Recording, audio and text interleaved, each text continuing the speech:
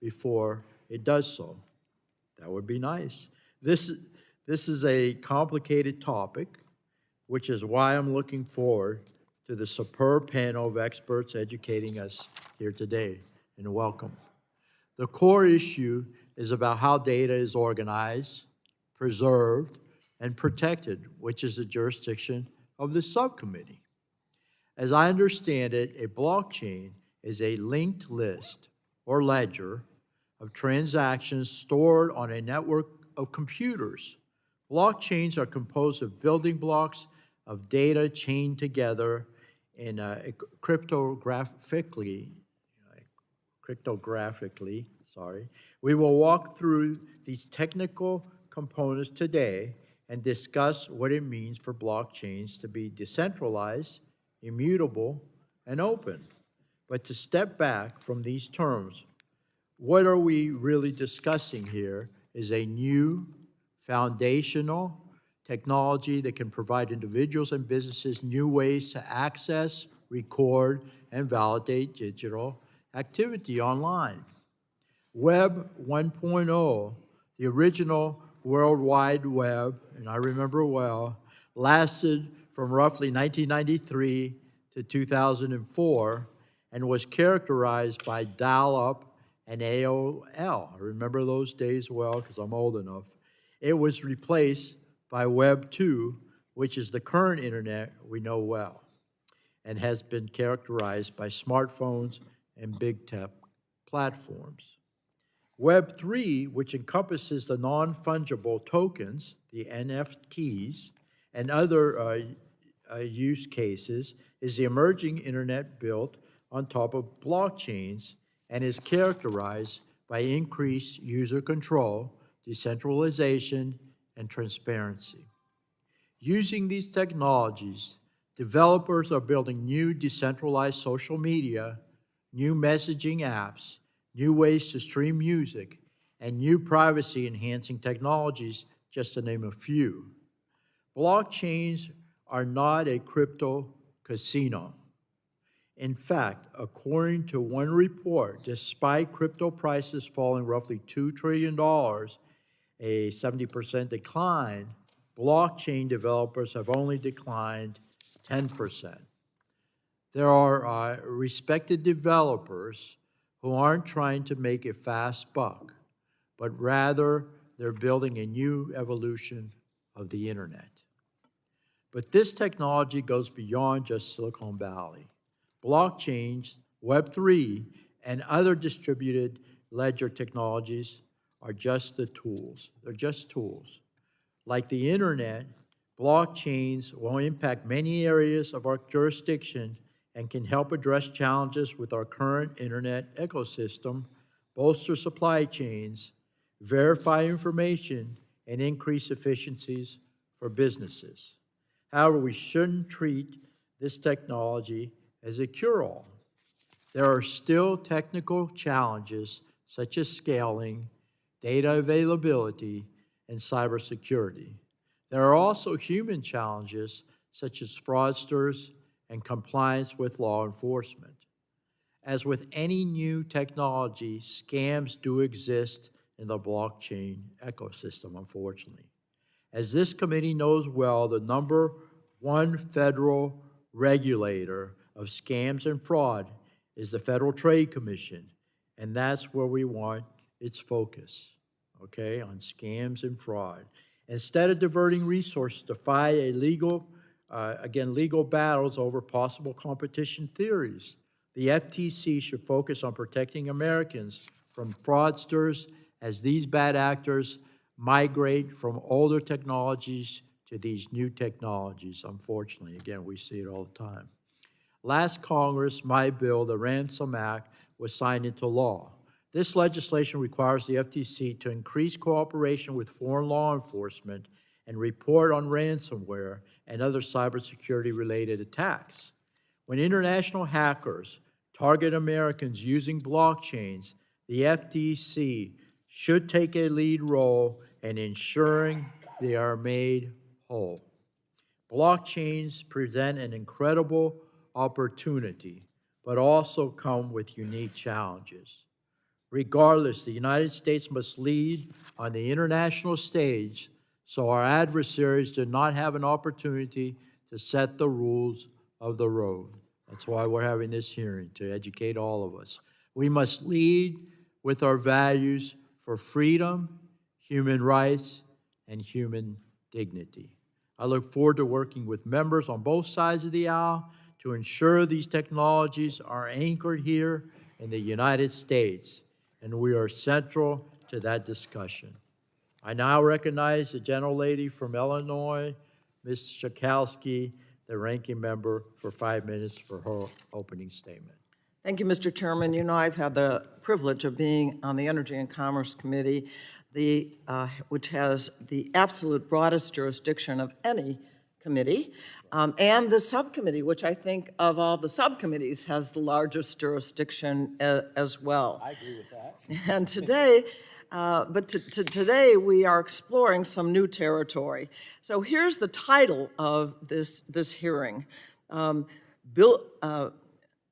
Building, let's see, what is it? Building blockchains, exploring Web3, and other applications for directed ledger technology. Pretty wonky, I would say, but good for us that we're heading into this territory.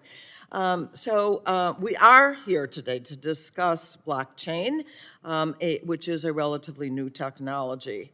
The blockchains are being used to solve problems like supply chain management or creating digital contracts and even wills. And however, this technology has some significant shortfalls. Some blockchains have large energy and environmental implications that we need to be concerned of. But the biggest downfall, I think, is the use of this technology by scammers and fraudsters and extortionists. Real people are actually being hurt right now.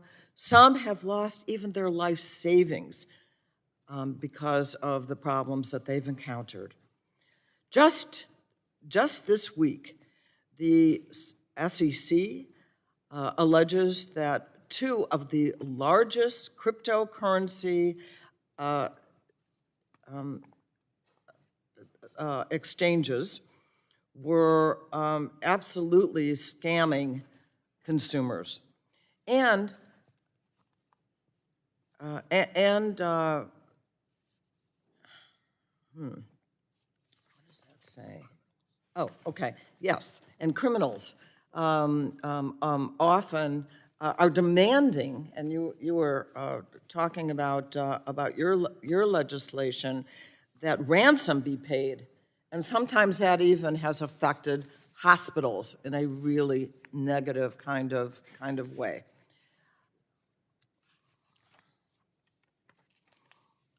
Between 2017 and 2022, Illinois residents, that's the state that I'm from, allege that they have lost $45 million to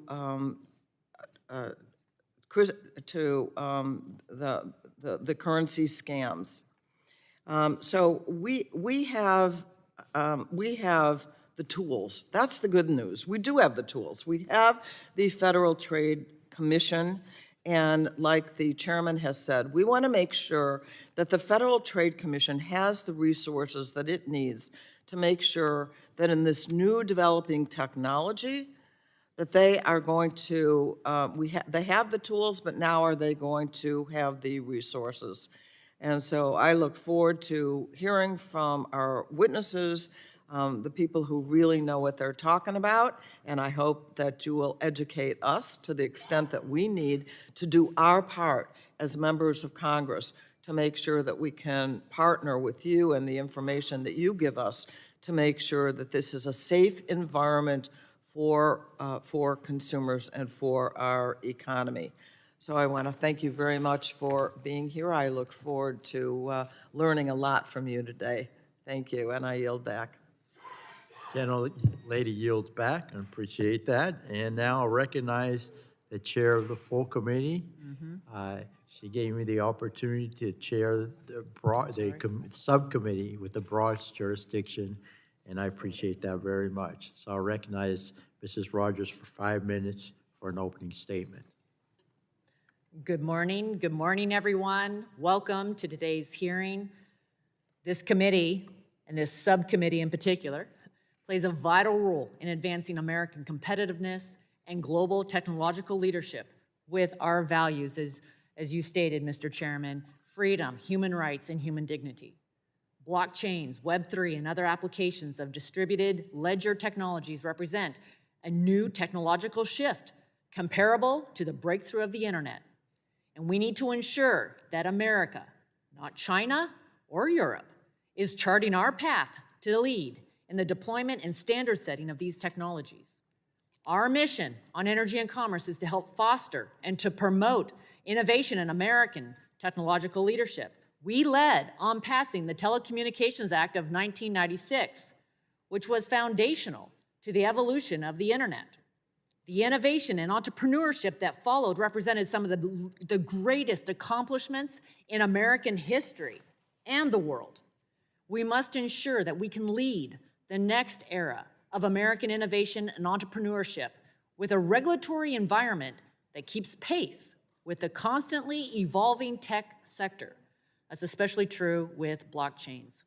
For this reason, in 2016, the Energy and Commerce Committee held one of the first congressional hearings on blockchains. In the years since, the technology has continued to advance as entrepreneurs have found new and exciting applications.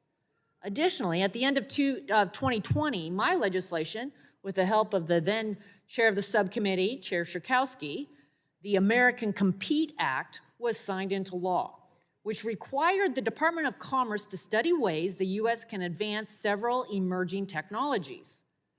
Part of the legislation in the package, led by Representatives Guthrie and Soto, requires a study on blockchains and ways for the federal government to promote American leadership and adoption. We continue to wait for this forthcoming report from the Biden administration to provide the committee with pro-innovation recommendations. Unfortunately, the report is now far beyond the statutory deadline, as well as the requested extension we allowed.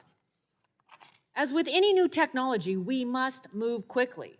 While the U.S. led in the creation of the internet, we could easily fall behind with Web3, the next generation of the internet. According to public filing data, less than 40% of blockchain companies are headquartered in the United States, and that number continues to decline. As we saw with Huawei and 5G, when we don't lead, our adversaries fill the void. It is critical that America leads, especially given the implications of these new technologies. Big tech has developed tools that interact to track Americans, both online and offline. Technologies like distributed ledgers can align with the goals of comprehensive data privacy legislation. I'm excited about that. By enabling people to reclaim control of their personal online data, and by limiting any one company's ability to control and collect the information that we share online. As these technologies are deployed, the U.S. develops standards to regulate them, and we have a responsibility to ensure entrepreneurs and small businesses can continue to thrive. We've often celebrated they're the engine of our economy, while larger companies can navigate complicated regulations, like GDPR in Europe, or a patchwork of state laws. Smaller businesses cannot afford the high compliance cost. Embracing innovation, entrepreneurship, and free markets is what's made America a global technological leader, not overly prescriptive regulations. While securities and commodities are just one of the many uses of blockchain technologies, there's reason that the Gramm-Leach-Bliley Act doesn't regulate, nor should it, the use of Americans' personal information outside of the financial sector. Congress needs to have a conversation about what blockchains are and are not, to ensure that the heavy hand of government regulation doesn't force blockchain startups to reevaluate if America is the best place to begin their business. When this committee worked on the Telecom Act, we never could have predicted the power of the internet.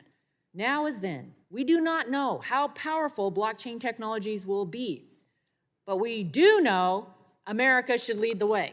So I look forward to an informative discussion today, and I yield back. I thank the chair, and now I recognize the gentleman from Florida, my good friend, Mr. Soto, the designee for Ranking Member Pallone, for 5 minutes for his opening statement. Thank you, Chairman. I know issues like blockchain can be so dizzying for so many Americans, and at its essence, it's a fixed electronic ledger. Once you add information to it, you can't take it away. And why is that important? Because it adds integrity to technology and to the internet. We add transactions in the form of cryptocurrency, which was discussed already, information. Think of the most complex data that we have to add together, like for healthcare or for climate change. Even Chinese dissidents have added protesting language to blockchains to protest maltreatment in China. And then what's Web3? It's basically a decentralized version of the internet where you utilize blockchain technology rather than the centralized version that we have right now. There's been much discussed about cryptocurrency, and I want to focus on the information part too. As the co-chair of the Congressional Blockchain Caucus, along with Congressman Emmer, we are pleased to work on a lot of these issues. In Central Florida, for instance, in my district, looking down the line, we see blockchain technology to help local producers and retailers track produce shipments and quickly trace contamination or foodborne illnesses. Digital assets can be used for remittances, especially a lot of immigrants in our community that send money back to their families abroad, perhaps in countries where the economy and the currency is destabilized. Travel agents in Orlando can work with tourists from around the world and have less transactional costs. I agree with my colleagues that we need to remain a digital leader here in the United States, and so it's important that this committee continues to promote innovation and research into applications of blockchain technology and protect consumers from this very complex yet critical technology. That's why we pushed for the Blockchain Center of Excellence within the Department of Commerce to coordinate federal use of blockchain technology. Here's just a sample of some blockchain initiatives that we've gotten into both the budget and the National Defense Authorization Act over the last few years. Remember, it's making data secure because you can't change it afterwards. So veterans' electronic health records. We secured amendments in the NDA for data management to study blockchain technology to help secure our veterans' health records. Department of Defense, it's helpful in communications so that whether it is through computer to computer or even use in warfare with encoded messages using the blockchain.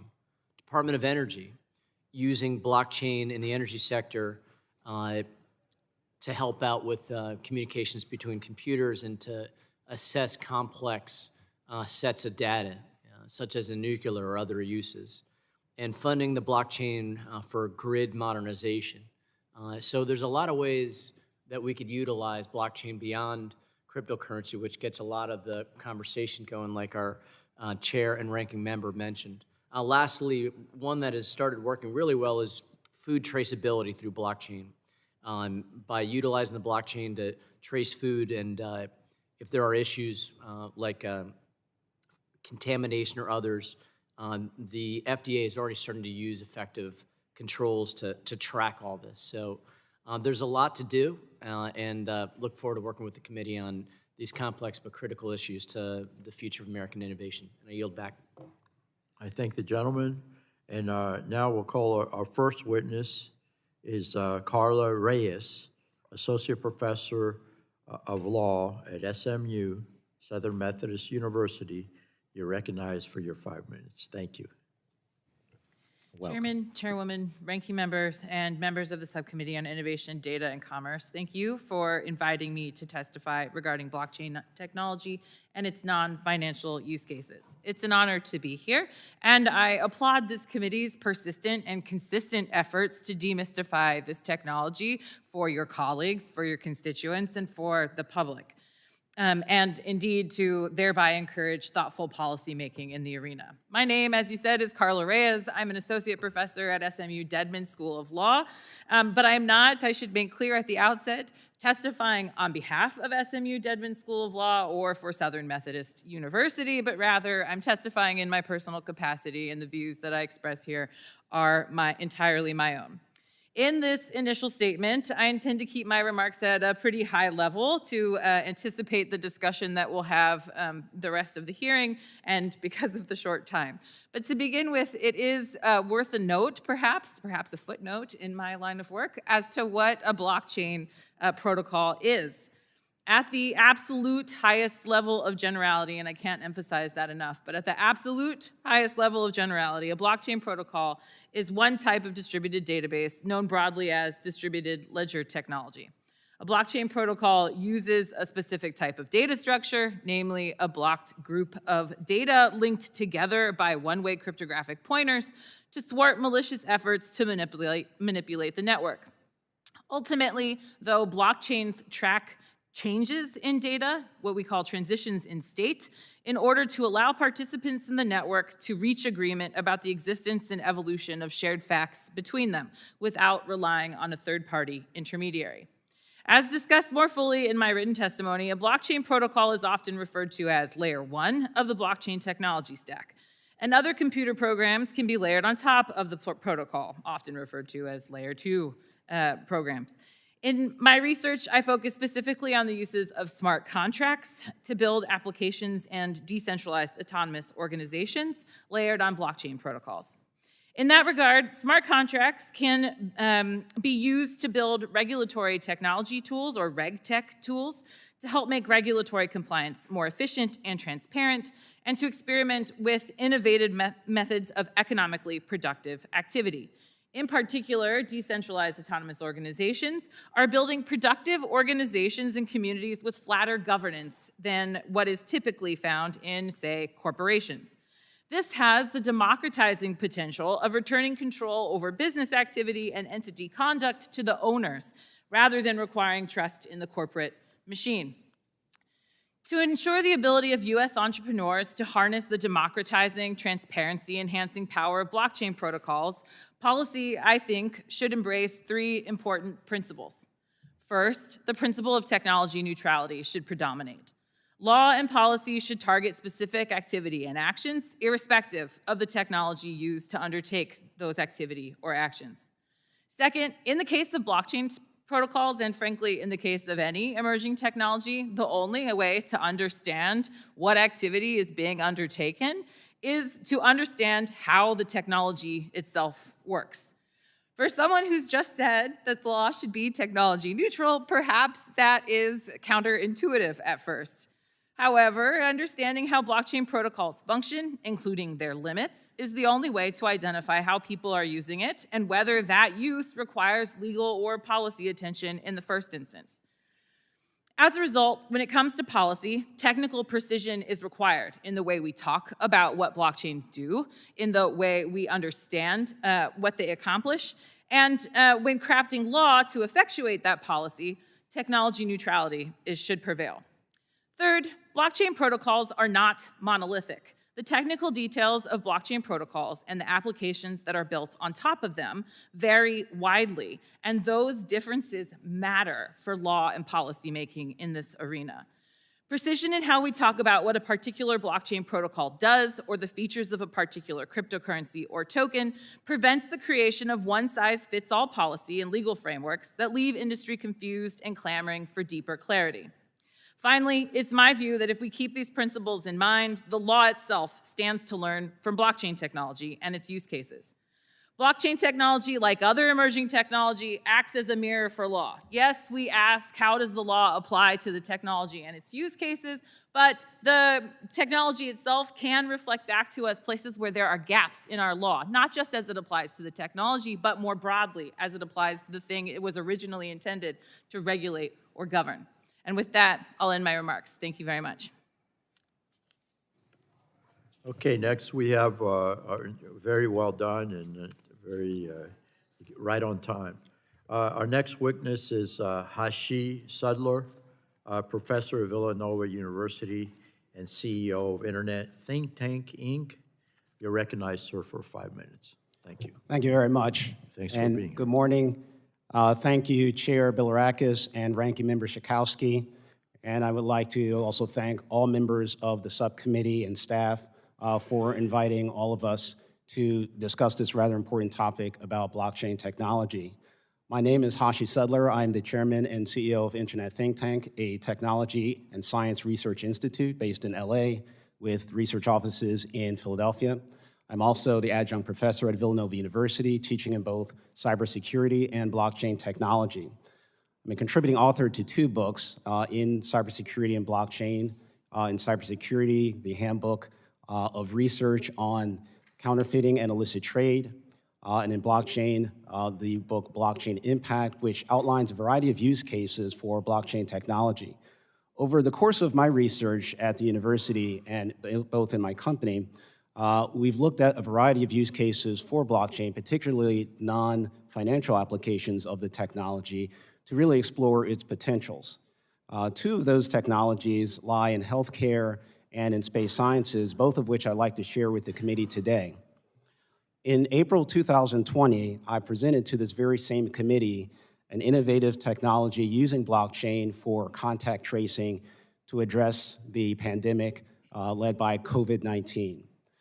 We used blockchain technology in cooperation with cell phone devices, where the cell phones would detect proximity between 2 individuals and would push that contact information to a blockchain, which can be global in nature. Its very architecture is very global.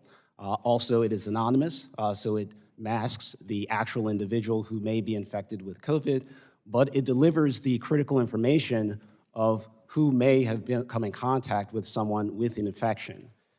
This was particularly beneficial when we look at the fact that COVID not only spread in individual countries, but you had individuals moving between countries, so infections were being spread between countries. Yet the technology that countries were using typically were very local. Japan had its own contact tracing application. The UK had its own. In the US, actually, we had state-based contact tracing applications, so we were even further subdivided in the United States. So even if a person moved from one state to another, it was very difficult to trace how that person may be taking COVID to a different region in this country, let alone different regions of the world. The blockchain put a very important benefit to contact tracing because it could be global. Therefore, if individuals had the same application on their cell phones, and practically everyone in most regions have cell phones, we would be able to detect contact between individuals who came within close proximity. And if one of those individuals later were found to be COVID-19 positive, regardless of where they were in the world, others who came in contact with that individual would be notified that they may have been infected themselves. The work itself was very well received. We did some case studies and reviewed the technology with Presbyterian Senior Living in Philadelphia. That is an assisted living facility with aged individuals, obviously a very critical population that we wanted to protect. So the technology certainly was very useful. And for that particular age group, individuals did not like using cell phone devices. They were rather hard to see. The other usefulness of blockchain technology is that you can have different types of devices hanging off of it, whether it be laptop computers with broader views or mobile devices. The blockchain itself is device agnostic, and therefore we can have various input devices, whether it's thermometers or other camera scanners looking at large populations coming together, and you can read it off the blockchain in a variety of other devices as well. The challenges that we found is that the there was no global technology strategy for COVID. And obviously, we're all figuring out ways and solutions to address the pandemic. But I feel that given that the virus has no respect for borders, we need a technology that is also able to work across borders as well. So I would encourage for future regulation that we look at ways in which we can ensure that a technology goes across our borders between states, but also encourage the government to cooperate with other governments and collaborate on perhaps a standard where we can address such a critical issue such as COVID in a unified way. I want to talk a little bit about a second technology that we're working on, and then we're a little short on time, I'll be brief. And that is the application of blockchains on space satellites. My company in particular is working on building technologies that will put blockchain on space satellites, extending it beyond the Earth's surface. And the benefits there is that now we can have satellites communicating directly with other satellites and to be able to transfer useful information, very unique information to each other, enrich the data of other satellites, and to be able to solve problems based on what those satellites were able to see and deliver that to individuals on Earth in need of that data. In combination with technologies like zero trust technologies, we can encrypt the information on those satellites and ensure that even the nodes that they are passed across, the various satellites they move across, it is private until it reaches the individual it is designated for. Just to close, the blockchain, yes, is a young technology, and we would like to ensure that over the coming years that we have more legislation that helps to encourage the non-financial uses of blockchain technology, and to also clear the way in certain industries that may be a little hesitant to accept blockchain. So look forward to working with the committee on ways in which we can do that. Thank you very much. Thank you. Our next witness is Ryan Wyatt, president of the Polygon Labs. So you're recognized for 5 minutes. Good morning, Chair Bilirakis, Ranking Member Schulman, and members of the subcommittee. Thank you for the opportunity to testify here today. My name is Ryan Wyatt. I'm the president of Polygon Labs, which is an international software development company that builds blockchain infrastructure. Prior to joining Polygon Labs a year and a half ago, I was an executive at YouTube as the global head of gaming for almost 8 years. I'm here to speak to you today about the evolution of the internet, one that is based on blockchain technology. I'll discuss how this enhanced internet, what we call Web3, can benefit users and consumers, and why it's important for this technology to be built here in the United States. Over the past 4 decades, the internet has been built primarily by large, centralized corporations. These companies have been true innovators, creating technology far beyond what the inventors of the internet could have ever imagined. That being said, 95% of traffic goes to the top 1% of sites, and 85% of mobile app usage goes to the top 1% of publishers. This means that large corporations who control these sites and apps accrue the value of our time, our data, and our money, and it leaves the average user at a disadvantage. The growth and innovation from Web 2 has come at a steep cost to the consumer and everyday user. This is not only in the form of fees, but also in the form of companies extracting all forms of user data. For example, Maps applications record a user's location. Social media requires a user to give up personally identifying information, and your browser is collecting and sharing searches with other applications to provide you targeted advertisements for products and services. Today, online identities are stored in silos within company databases. This is how these companies create value for themselves, by wielding the data for their own benefit and only sharing the least amount of value to users to ensure continued use. For this reason, user privacy is inherently compromised in Web 2, and we have become totally accustomed to it. A blockchain-based internet corrects this issue. Blockchains inherently democratize the internet. They're not run by large corporations, but a group of people or entities running individual computers who receive incentives for verifying information transmitted to the blockchain and for securing the network. Web3 applications are developed by third parties and built on top of these networks, separate and apart from the original developers of the blockchains themselves. Due to the way blockchains work, without intermediaries, users can connect to Web3 applications through their own personal software and decide when, how, and whether to share any information about themselves, their own data, their content, their works of art, and their assets. Users never have to provide any personal information to use these Web3 applications. For that reason, instead of extracting value from users and consumers, Web3 creates a value layer of the internet where users are able to control all of the aspects of their interactions on the web.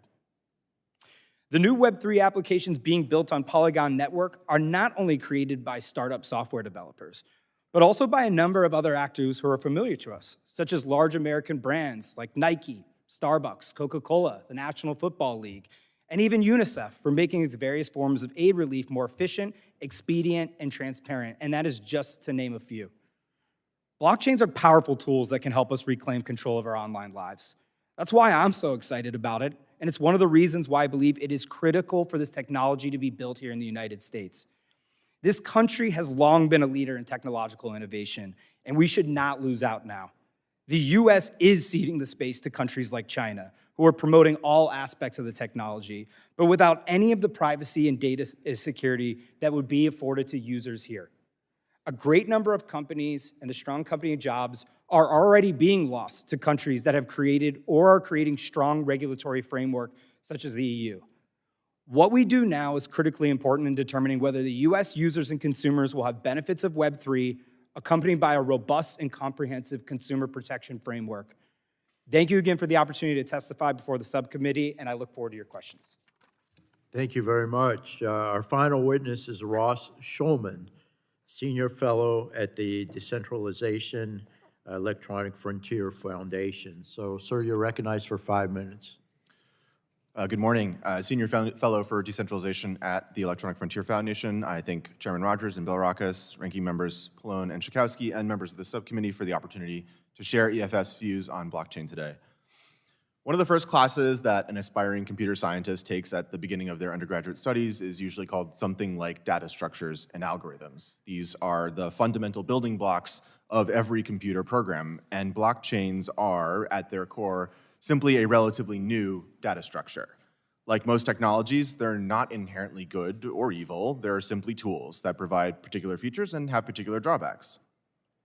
They don't require much in the form of targeted regulation beyond the standard consumer protections, although I will note that our country still desperately needs a consumer-driven enforceable general privacy law, nor do they need particular nudging or assistance in order to be innovative. They're also not the only route to decentralization. Many barrels of ink have been spilled in the quest to sort of explain how blockchains work, so a full description here I think would be repetitive, but it's nevertheless worth delving into what exactly they're meant to accomplish. The biggest problems that blockchains solve is providing a means for two or more parties to agree on the value of a piece of data when they don't trust one another, or, for whatever reason, can't trust a third party to keep track of it for them. In a non-blockchain system, those parties might rely on a bank, a legal contract in the courts, or even just a handshake and a belief in one's fellow human. Blockchains instead distribute the necessary trust across a network of peers in such a way that as long as 51% of the network acts honestly, the result can be relied upon. In the context of a currency, this is often referred to as solving the double spending problem. This feature is useful in more circumstances than blockchain's detractors claim it is, but in fewer situations than the past few years of hype may have led one to believe. In addition to solving the double spending problem, blockchains have a few other strengths that might suggest them as solutions to particular problems. For one, blockchains make it easier to provide transparency and auditability of their contents, which could lend itself to government record keeping, tracking business documents for auditing purposes, or in legal proceedings where chain of custody is of the essence. Another area where blockchains provide value is where they're tied into a system where they provide compensation for a service provided by the network itself. For example, the Filecoin blockchain uses a unique validation system called proof of storage, in which nodes in the network are compensated, providing hard drive space to the network. They also have a few limitations that we should keep in mind. First of all, they're not inherently good for people's privacy. In fact, in their most basic form, such as with Bitcoin or Ethereum, they're affirmatively bad for privacy. Every transaction must be publicly posted so that the whole network can analyze them for their correctness. And while it's true that identities on these networks are not tied to real names, researchers as well as law enforcement, including the FBI, have shown that transaction analysis can easily pierce that privacy. Indeed, to the extent that there is privacy, it's because it's been bolted on after the fact by projects such as Tornado Cash and Zcash. We have to be very careful in assessing the use of blockchains where personal data is involved. Their second limitation is relative inefficiency. As many probably already know, some blockchains require every node in the network to expend large amounts of resources in an effort to solve meaningless mathematical equations just to validate the next group of entries to be included in the ledger. This proof-of-work system is used in the Bitcoin network as well as a number of other networks and leads to wastes of energy and also absurdly high transaction costs, sometimes up to $60 to conduct a single transaction. This purposeful inefficiency also leads toward re-centralization. The research group Trail of Bits reported in a paper commissioned by DARPA in last year that many of the largest blockchains are susceptible to attacks based on the fact that only a handful of entities comprise the majority of the deciding power in many of the largest blockchains. There have been efforts to solve these problems, most notably the move to proof of stake by the Ethereum blockchain in September of 2022, which eliminates those large efficiencies. And it is claimed lowers the barrier of entry for validators by eliminating the large capital costs. In light of all of this, what should Congress be doing? You should rely on the regulations that already exist to protect people. Much, if not most, of the harms that may arise from use of blockchain are going to be well covered by existing protections, such as the FTC's unfair and deceptive practices prohibition. Congress should also focus on two things to protect Americans from blockchain-related harms. First, as I mentioned earlier, pass consumer-driven comprehensive privacy legislation. And second, adequately fund the FTC so that it can hire the technical and legal experts it needs to properly investigate and prosecute these harms. Since the subcommittee is focused on innovation, it's also worth noting that regulation which targets people who write code in an open source system is going to cause more harm than it's going to cause good. It will stifle innovation, and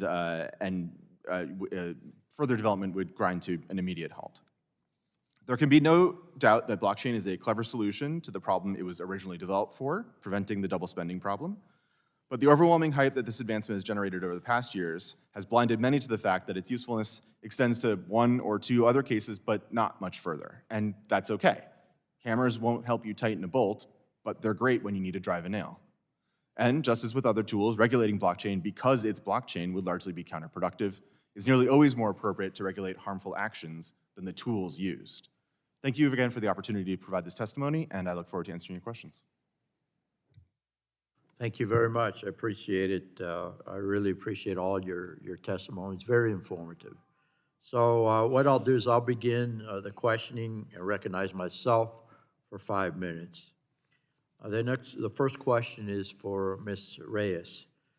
The blockchain ecosystem is incredibly complex, obviously. A few minutes researching the topic quickly leads to an alphabet soup that the public will not understand in some cases, and probably in most cases. Help us boil this down. At its most basic form, is this a new protocol database? Or in other words, we're really talking about a new way to send, organize, and preserve, verify, and protect data. Is that a fair characterization? We'd appreciate the response there. Thank you so much for the question. So I entirely agree that if you were to Google it, you get an alphabet soup of words that's difficult to understand. Indeed, I have a series of papers looking at how different constituents in the ecosystem talk about the technology themselves and noting that they often talk past each other.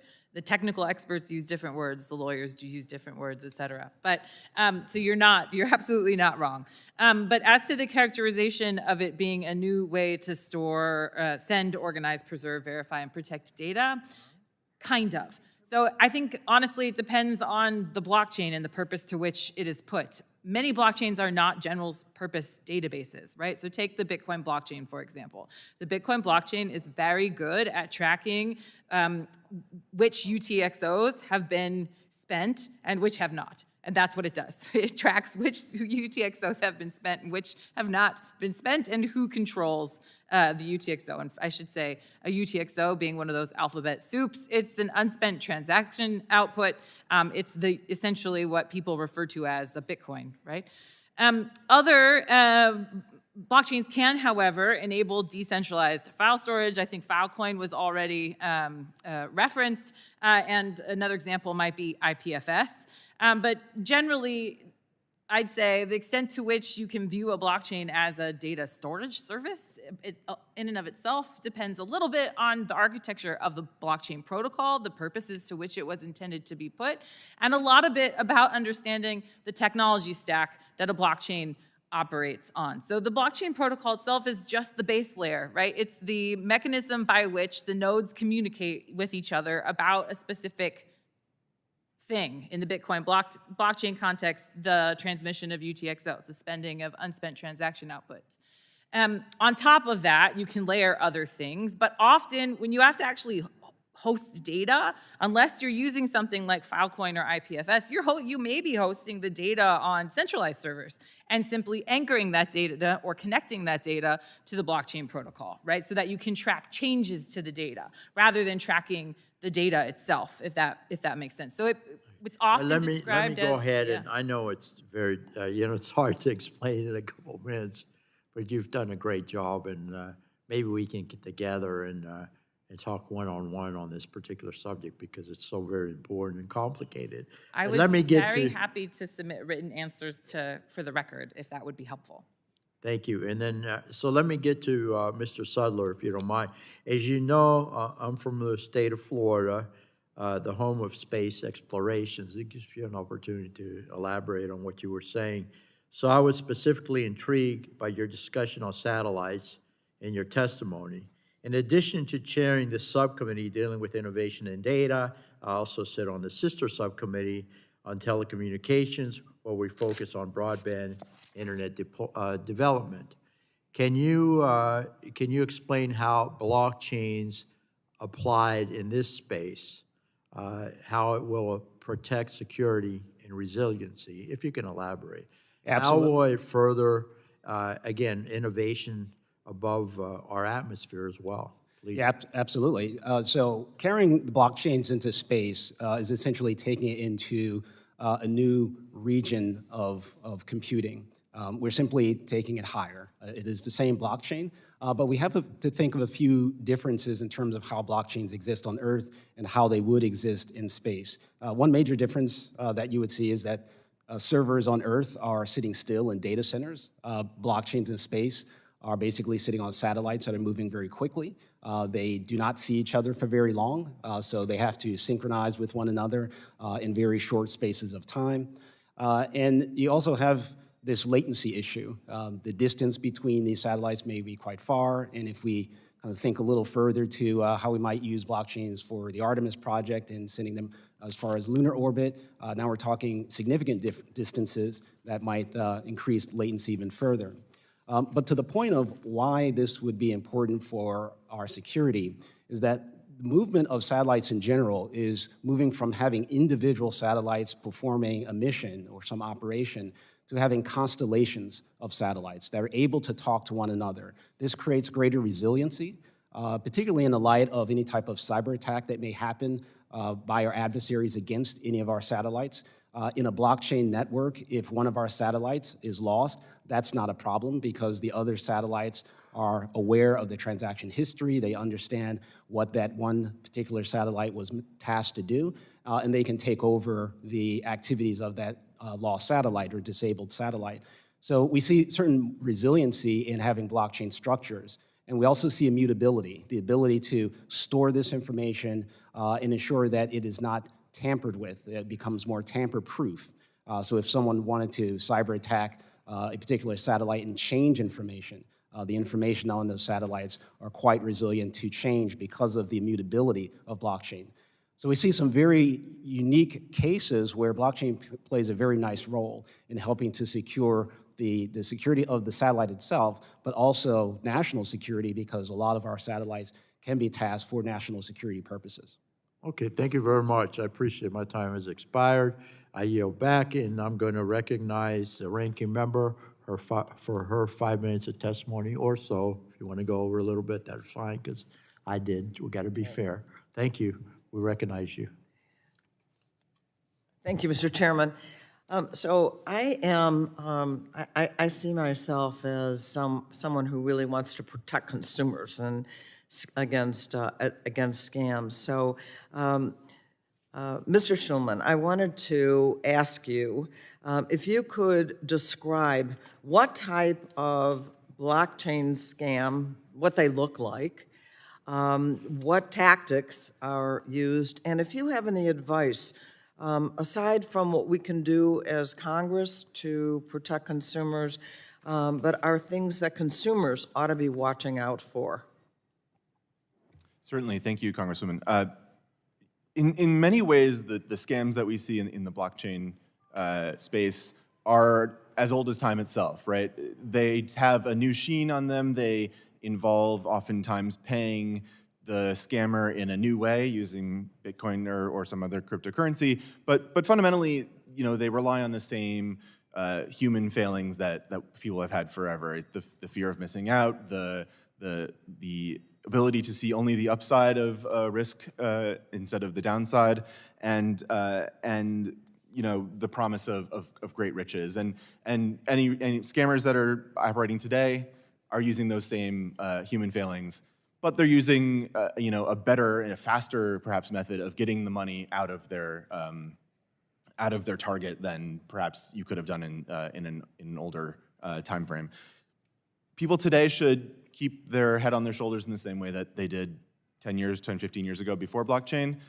I think the FTC has some great resources that people should absolutely look to in terms of ongoing scams, the things that they're seeing on a regular basis, and people should definitely check those out. I think generally speaking, unless you're really expecting it, I think the number one piece of advice would be if someone tells you to send them cryptocurrency in a way that you were not anticipating, just don't. That's a good sign that it's probably a scam unless you are really already know what you're doing, I think.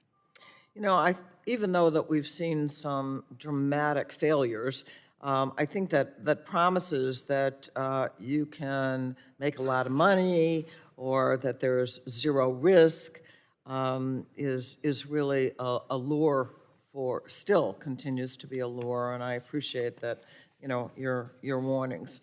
Now, the FTC has issued reports on crypto, what is that? I'm sorry? Oh, and that what the report was that consumers report over $1 billion in losses in 2022 and in 2021 and 2022. And we know, we all read about it, and this is really, I think, the tip of the iceberg. But Mr. Schulman, in your testimony, you mentioned that importation of the FTC, I'm sorry?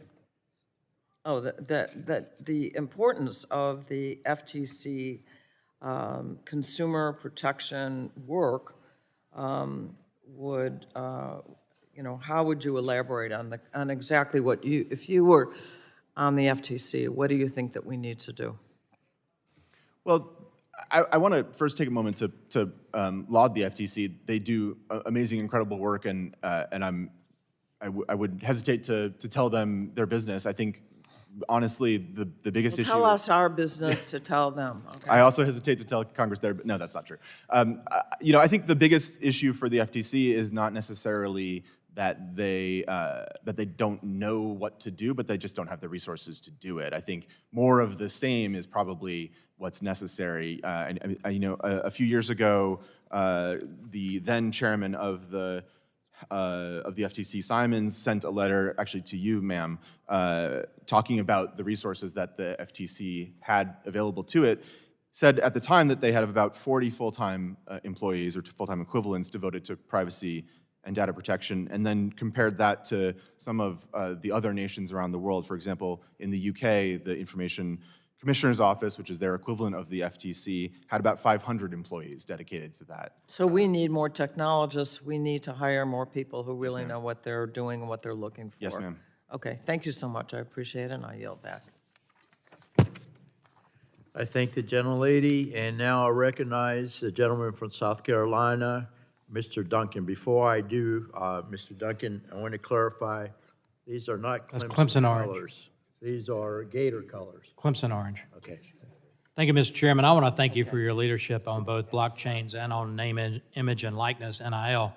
I especially want to thank you for releasing your NIL discussion draft, which I'm sure we both hope will ultimately lead to certainty in this space. My question centers on the overlap between NIL and blockchain. Student athletes have a unique platform to create business opportunities for themselves, and we could potentially see a case where a student athlete uses their NIL to create a digital sports collectible through NFTs. So, Mr. Wyatt, how are you seeing NFTs being used by athletes in the digital sports collectible space?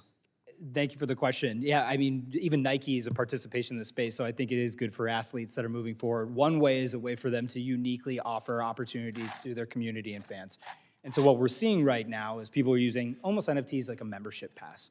So people can come in, they understand that there is a finite amount of them, it's access, and then the athletes can use them to do whatever they want, whether it's meet and greets, they want to do autograph signings. There's a lot of different opportunities for them, but it really clarifies when somebody buys this NFT membership what they're getting from that athlete, and now it's opened up a whole new monetization stream for them.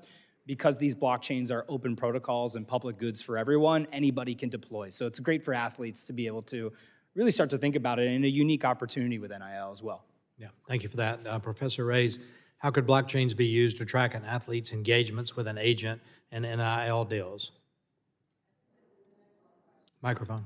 I think this is an excellent question. I'm not sure I'd want to speculate entirely, but I think the first question to ask is whether the athletes, the agents, and if there's any body overseeing the whole thing, whether they trust each other and whether they can trust the information being passed back and forth. Otherwise, I'm not certain a blockchain is necessarily needed. So a blockchain, right, is generally, I think, as other folks have mentioned already this morning, generally used when folks in a arena don't know each other necessarily and don't trust each other and don't trust a third party to handle the information for them. So they use the technology to do the thing. Wouldn't it also not help sure others would do. the people that oversee the activities and help them track and monitor the deals,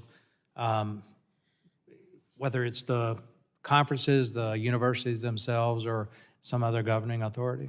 So maybe if they need, again, if there's an information gap or a difficulty in getting the information from the participants in NIL activity, but otherwise a centralized agency can always use a just distributed database, and maybe it's a distributed ledger rather than a blockchain, right? A permissioned distributed ledger that isn't necessarily energy intensive, linking blocks of data in cryptographically linked chain. It could just be as much as a use case for a distributed ledger, like a permissioned one, where you cordon off who can participate and what kinds of entries they can make into the system. Yeah, thank you for that. I want to shift gears. How can blockchain technology combat fraud, corruption, and intellectual property infringement? And I'll go to Mr. Wyatt for that. The one thing that's really beautiful about blockchains is the inherent transparency for it. And so I believe because it is a transparent protocol, unlike these kind of wall gardens that we see databases sitting in today, it allows us an access that we didn't have before. On the privacy side, you're now moving away from all of that sitting inside of corporations where you have to rely on them, big and small corporations, to now taking your own data and being the controller of that privacy. So this is now a shift where you have to rely on others, where you can now rely on yourself, and I think that allows for a whole nother level of privacy and data that we've never had before. That's great. So, Mr. Sudler, in your written testimony, you state that the U.S. Air Force is using blockchain-based supply chain called Basecamp. You also noted that the Department of Defense has commissioned a Project Almeida to support DoD logistics. This seems like something that we would want to be kept highly classified, yet the DoD is using blockchain to keep track of everything. Are there different types of blockchains that can serve different purposes? Yes, different blockchains are created for different reasons, and there are essentially three parameters that blockchains try to work with. First is security and how long it takes to secure new transactions on the blockchain. Other is speed, how fast can it actually commit those new transactions to the edge of the blockchain. And the other is fees, in terms of how large the transaction is, that can translate into larger fees. So different blockchains are driven by their consensus model. The Bitcoin blockchain, which is driven by proof of work, uses energy to ensure that transactions. Is the military using a different blockchain technology? They're most likely not using proof of work. They're perhaps using proof of authority or proof of stake. But for the military, they would be using some form of a permissioned ledger because this is not something that is open to the public. It is something that only classified individuals should be able to have the access to, and therefore their consensus model would drive that purpose. Yeah, thank you. My time's expired. Mr. Chairman, I yield back. Thank you. Thank you very much. I appreciate it. Now, I'll yield 5 minutes to the gentlelady from New York, Ms. Clark. Thank you very much, Mr. Chairman, and pleasure. to our ranking member for convening this hearing, and to our panelists for joining us today. The jurisdiction of this subcommittee often requires us to attempt to address the challenges of tomorrow with only the information available today. While our collective understanding of blockchains, distributed ledger technology, and cryptocurrency has come a long way since this committee first held a hearing on these issues in 2016, it is apparent that we have a long way to go to enhance our knowledge as we consider legislation in this space. That's why this hearing and others like it are so important. We as policymakers need to ensure that we have a deep understanding of this technology in order to best create a regulatory environment that protects consumers while fostering American innovation and leadership. With all that in mind, I'll be keeping my remarks and questions brief and to the point. My first question is to Mr. Wyatt. I'm interested in cybersecurity implications of distributed ledger technology as we transition to Web3. Can you speak to what impact, if any, this technology may have on future cybersecurity, both from a defensive and offensive perspective? Yes, thank you for the question. I believe right now we do have a lot at the application layer that we can continue to protect consumers with, both on the protection and privacy side. I believe with the transparency that there are a lot more things that we can be doing as far as just overall making sure that the networks are secure. I also think we can do things like standardized code auditing so that we have a baseline that we adhere to for these protocols to ensure that these continue to be very secure, very private. Obviously, in addition to that, users do own their own data, so there inherently is more privacy because of that. But I think these are critical steps that we need to take because I actually do believe we are behind relative to other countries on these matters. Are there any other witnesses that have anything to add in this regard? Okay, thank you. Mr. Schulman, you mentioned in your testimony that blockchain could have some exciting potential use cases, but should be treated as just another tool in a software developer's toolkit. Could you elaborate on that? Are there limitations of this technology we should be aware of? And how should members of this committee think about what blockchain is and is not? Absolutely, thank you. It's a good question. I think the biggest thing to keep in mind whenever we're thinking about whether blockchain suits a purpose is, as Ms. Reyes, Professor Reyes sort of alluded to earlier, is that you need to look for what you might call a trust gap. Blockchains are useful where two parties, or more than one party, are trying to get together to agree on something, but cannot trust one another for some reason, and can't trust a third party to sort of serve as a middle person, in a way that banks or escrows often do, for example. In those circumstances, blockchain can be quite handy. It can be quite useful.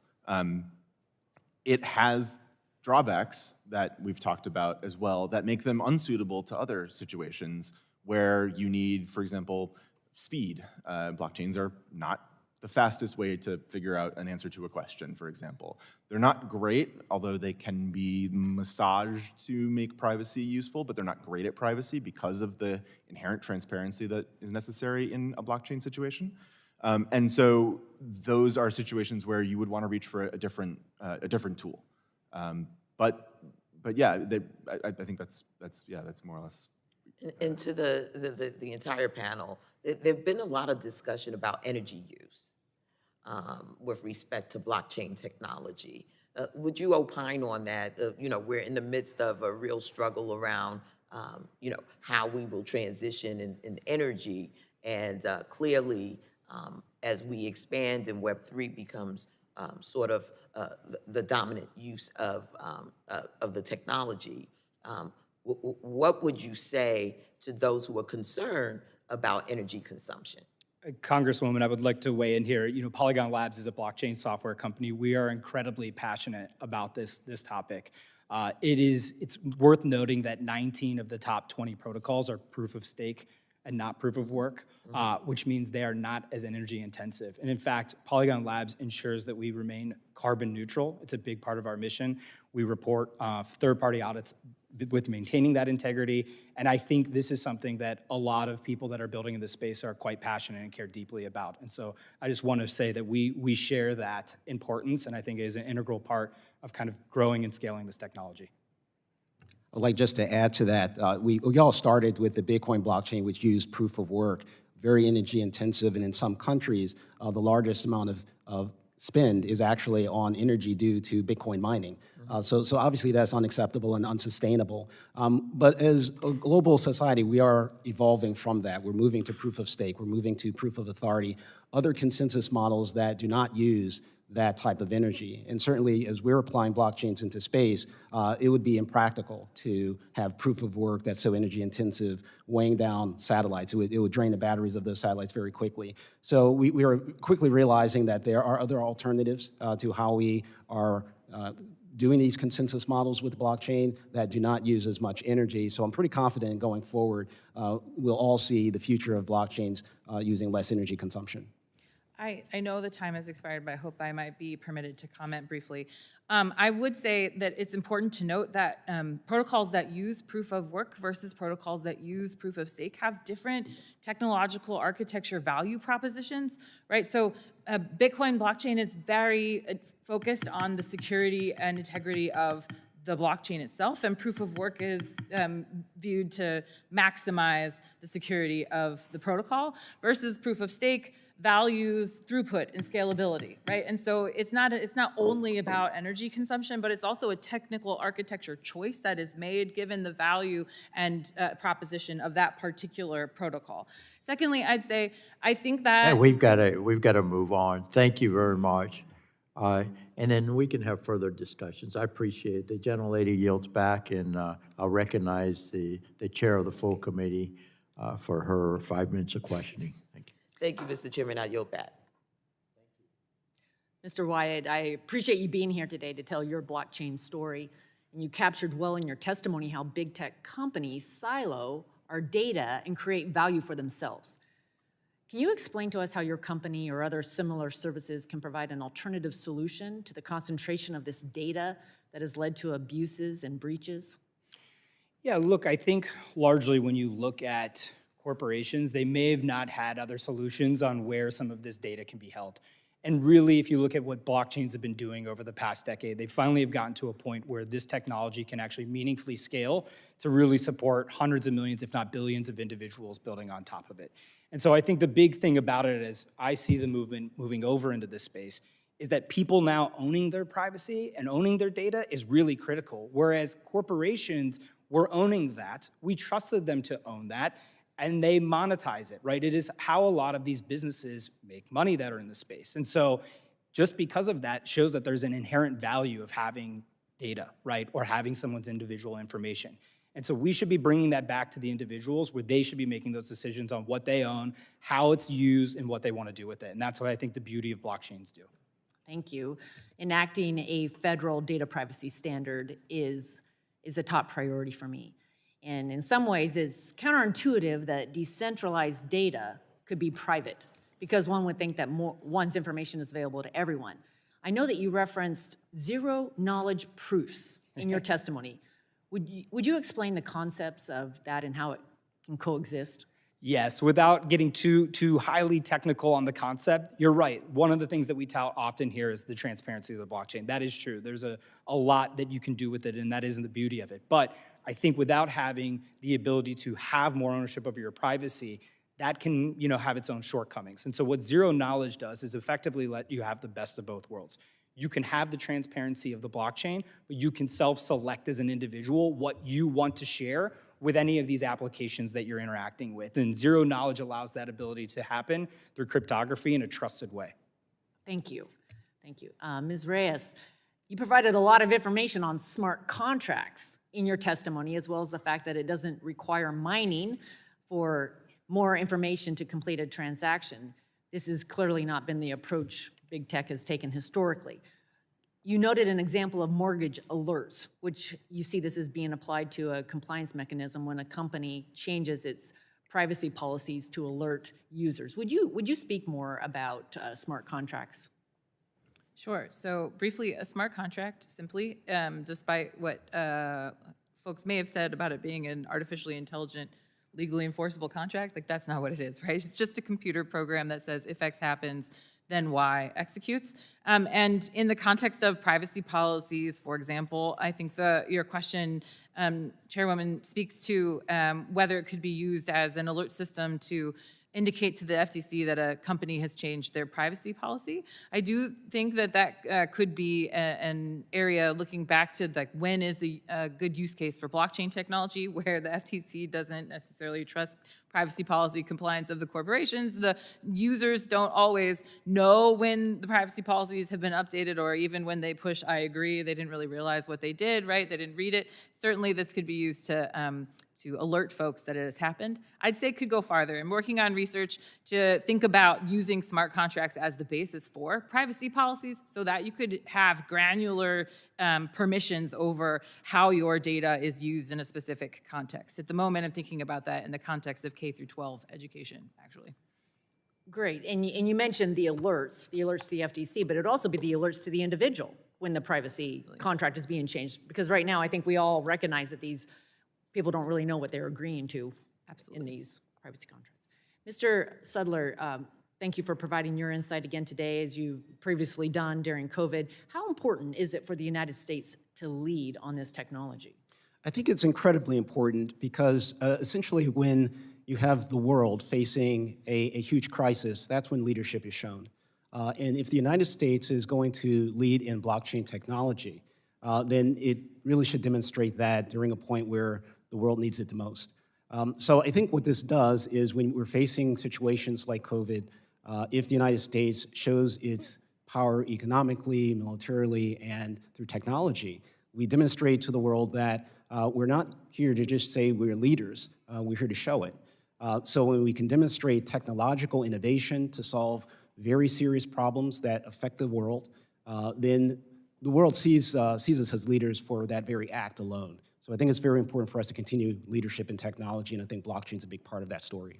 Thank you. In closing, again, I'm looking forward to receiving the emerging technology reports that were enacted in our legislation back in 2020.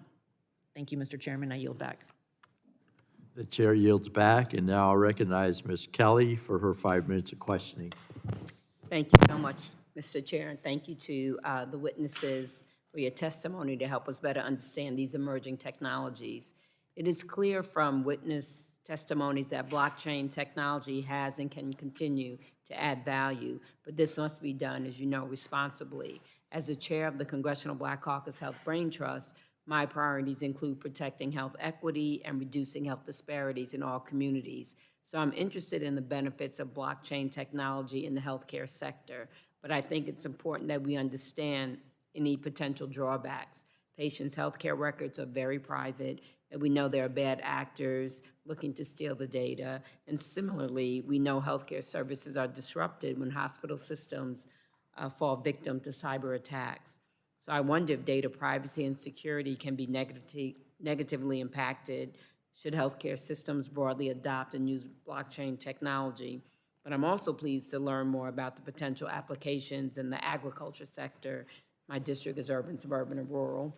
With recent outbreaks of foodborne illness and investigations of fraud in the organic food sector, there are weaknesses in information about agricultural supply chains.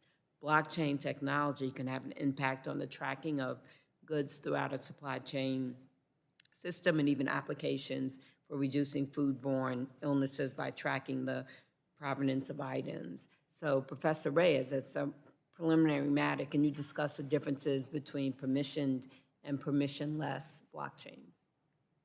Absolutely. Thank you for the question. So in a permissionless blockchain system like the Bitcoin blockchain or the Ethereum protocol, the idea is that anyone can download the software and participate as a node in the protocol. And anyone thereby can initiate transactions in the network.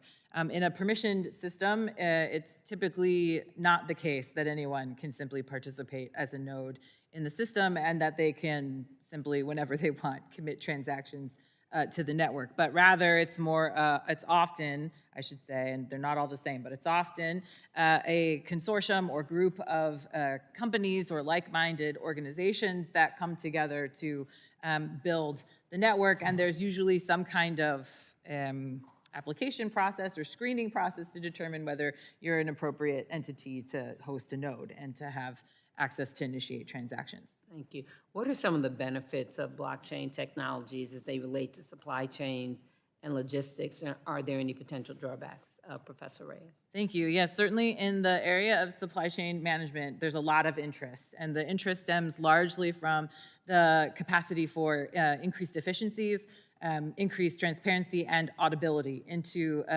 of the steps in the supply chain. The drawback, I would say, is that at any point in the supply chain, you're still relying on someone to connect that whoever initiates the entry into the supply chain ledger you're relying on them to provide reliable data, and they may not always be incentivized to provide the reliable data, and so a supply chain management system based on blockchain will suffer from the same garbage in, garbage out problem that all computer software has. If the data that the supply chain management system keeps an auditable record of is only as good as it was when it was first entered. In agricultural applications, digital data in a blockchain represents events associated with a physical product. These events must be recorded by manually recording data or through manual or automated scanning of digital markers on the product or its packaging. However, manual data entry could introduce errors into the blockchain. And I'll ask all of you what blockchain protocols could be used to address such errors when it comes to manual data entry. Whoever wants to answer. Yeah, I think when you have data entered into the blockchain, and there will be errors, the blockchain certainly will record those errors quite permanently. So at least it can be viewed, and there's some accountability as to how those errors got in there. But you could use things like smart contracts. If there is some range of data that is unreasonable, then the smart contract itself, in seeing that condition, can reply and alert that this data is out of range. And so that could be a way in which we can capture certain types of errors being put into the blockchain. Thank you. I didn't know if either one of you. I think I would add one small note, and it's something that once you say it out loud sort of sounds incredibly obvious, but I think it's important to sort of note anyway, and that is that particularly for when blockchains are representing real world goods, such as in a supply chain, a change in the blockchain doesn't actually mean anything necessarily. It doesn't nothing happens in the real world just because something changed on a blockchain, if that makes sense, right? Mm-hmm. And this is sort of analogous to the same problem we've been discussing about data going in, and particularly if you're using a blockchain, again, it's because you are worried about a trust gap somewhere. And if you have a trust gap, blockchain isn't going to necessarily fix that in the situation, because if you don't trust the counterparty, you don't trust them necessarily to put the right data into the blockchain in the first place. Thank you. Any other comments? I would just say, I think it is, this is where I get nervous when people call the blockchain the record of uncensored truth or something similar, because that's not actually what it's a record of. It doesn't speak to the truth of the data that is being recorded in the chain. I'll just add, I think healthcare has been, a tough one to actually digitalize over the years, and companies like, MyChart trying to bring healthcare together has made tremendous progress. But I do believe these ideas of permissioned blockchains, where you can actually get the United States healthcare system on it, could actually streamline it in a really, really efficient way. So I think there's more to come there. Thank you so much. And I yield back. Thank you very much. I thank the gentlelady. Now I'll yield 5 minutes to the Vice Chairman of the Subcommittee, my good friend, Mr. Wahlberg, from the great state of Michigan. Thank you, Mr. Chair, and thanks to the panel for being here. I'm encouraged that we're discussing this new and transformative technology. That's what this subcommittee is especially about. In fact, my staff today, and they informed me that they used AI to look up some information for me from the background of blockchain. And so far, I think they got it right, at least what I've heard from you. America needs to stay ahead in all that goes on here. The leadership is important. So Professor Sudler, as someone who has seen blockchains used in a variety of contexts, how would you categorize the primary uses of blockchain technology? Sure. Thank you for the question. In my coursework, I have developed a framework that helps my students and other practitioners of blockchain understand the categories of use cases for blockchain technology, and it's called the APPS framework, APPS. It's fairly easy to remember, APPS. And what it stands for is asset management, payments, public records, and supply chain management. The A for asset management is essentially representing something physical or digital with a token. We more commonly know that as NFTs. For payments, it's all started with payments with Bitcoin, so we're very familiar with that use case. With public records, it's essentially committing data to the blockchain, which could be public in nature, such as birth certificates and so forth, but doing so immutably, so no one can tamper with it. And finally, supply chain management, we've discussed here at length, looking at an asset going from start to finish and tracking its status along the way. Thanks for allowing me to be a student then. Apps, okay. Blockchain proponents argue that the security of a blockchain can be trusted more than we can trust other intermediaries like big tech. Professor Sudler, I'd like to dig into that a bit more. Are blockchains really secure? Is the first question. And can we really trust this computer code more than we can trust some of the other intermediaries in our lives? I think we have to address that in two different ways. First, we have to look at the network architecture, and then we have to look at the software. So there's two components. If you look at the network, blockchains basically need to be highly distributed, which basically means they need to be distributed geographically as well as by ownership. And it's important that they be distributed in both ways. If you have a huge concentration of blockchain nodes or servers sitting in one country, then it's very possible that if that country is authoritarian, they can declare eminent domain and simply take control of all of these servers. That destabilizes the security of the blockchain itself. So it's important that we do have highly distributed blockchain servers across the world. The other is the software itself.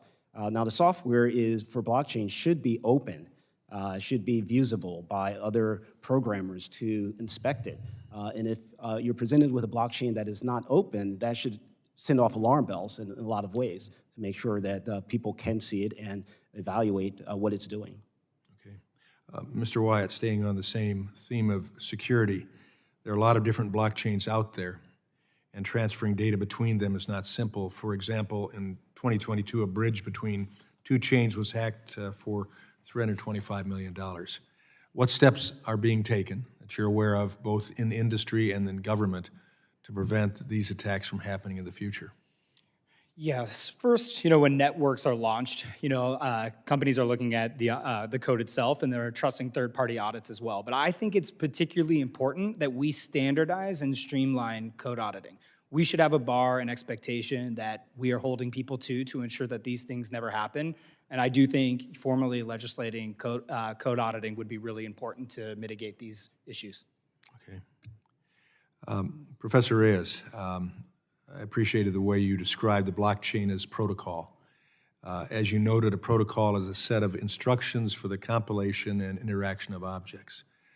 For blockchain technology, this protocol is a set of rules that allows networked computers to track transitions globally in the network without a centralized third-party intermediary.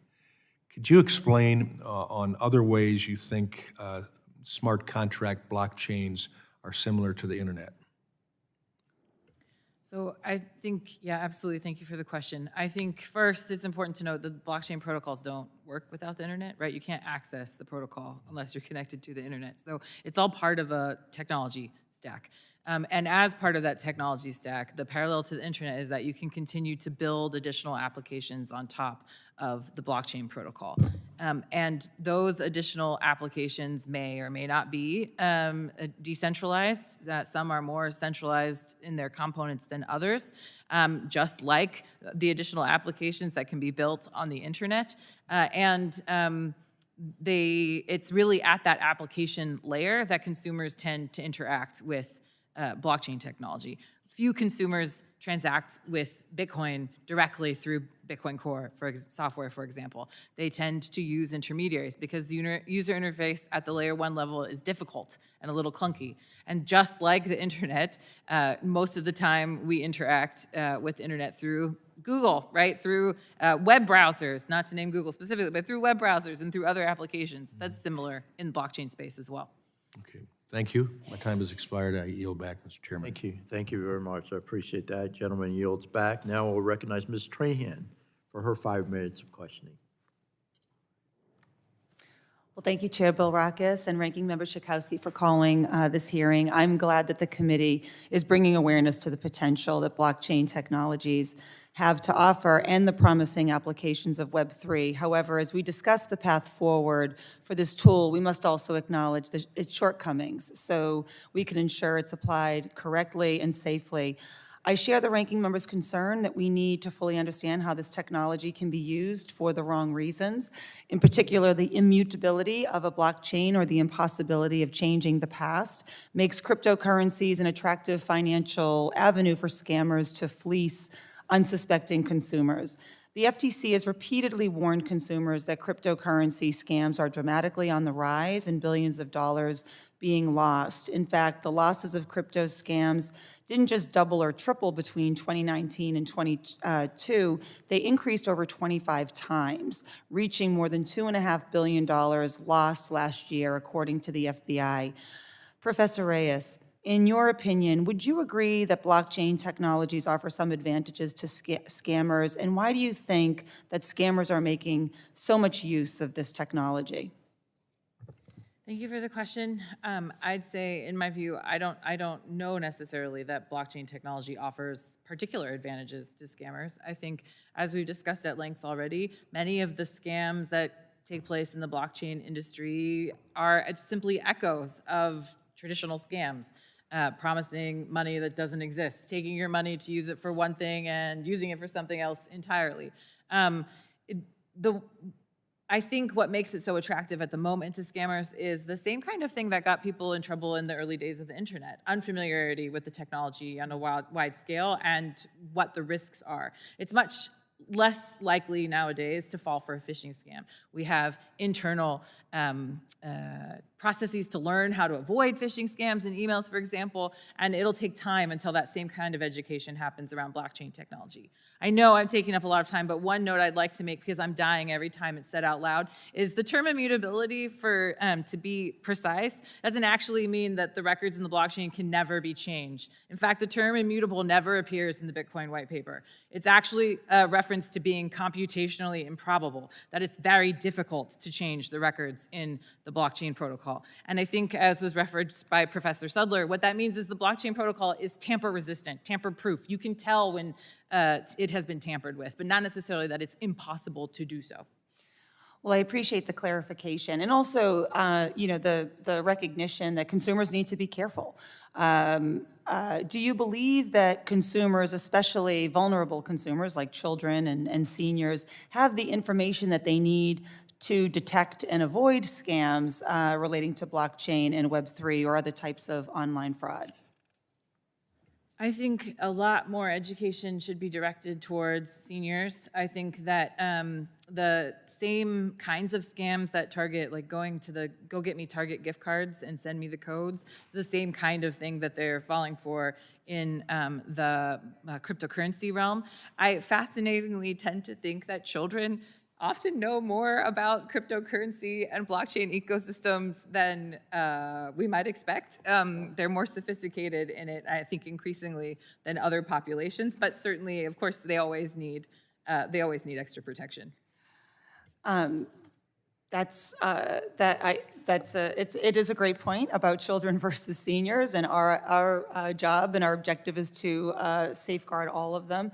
But to follow up, we know that some actors in the space have made promises they couldn't keep.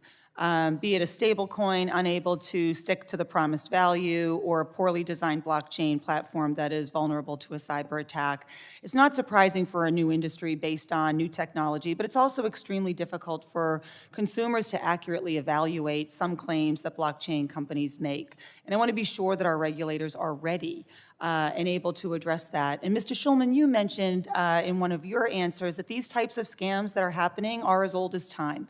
And you suggested that in order to prevent, understand, and remediate scams involving blockchain and Web3 technologies, that the FTC requires specific technical expertise and resources.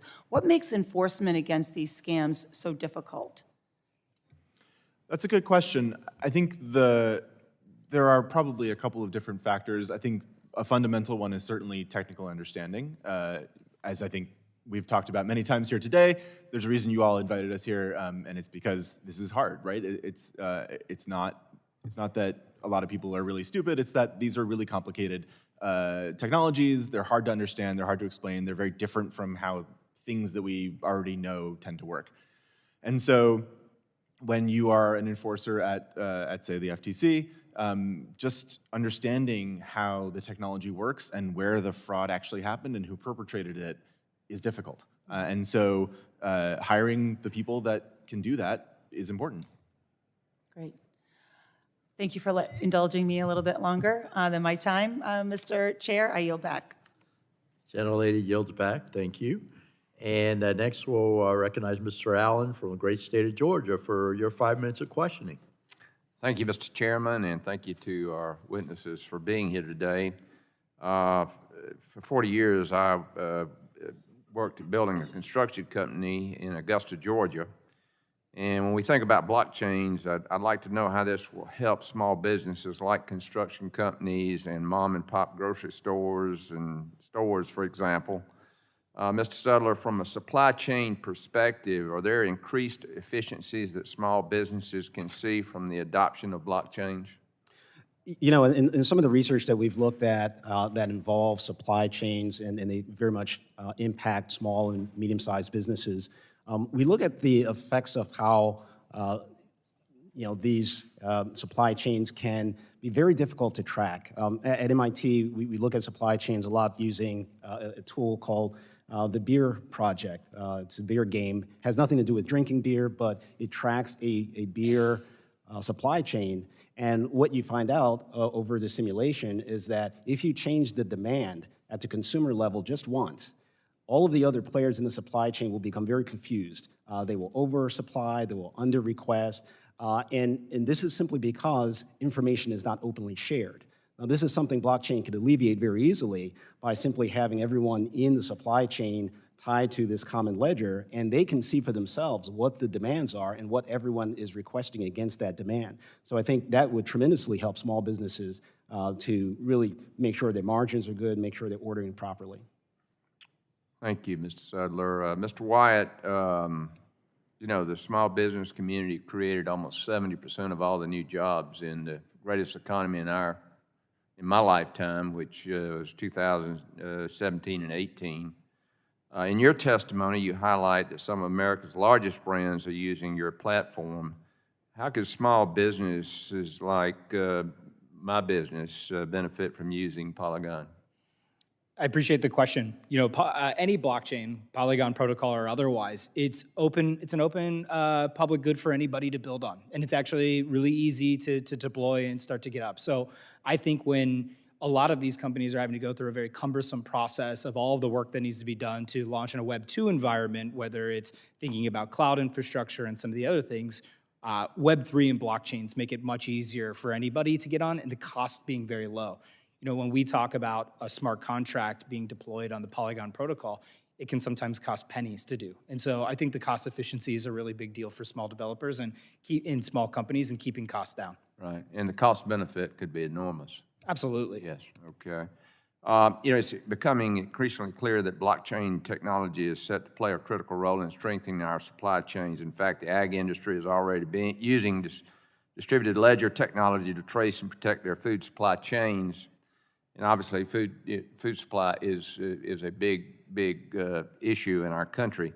I think this is a great example for why we shouldn't limit the conversation around this technology solely to securities and commodities. For example, Walmart has already established a blockchain partnership with Kroger, Nestle, IBM, and Dole to bolster their food traceability. Sweetgreen, or salad restaurant, has used blockchains to trace the origins of the produce that it buys.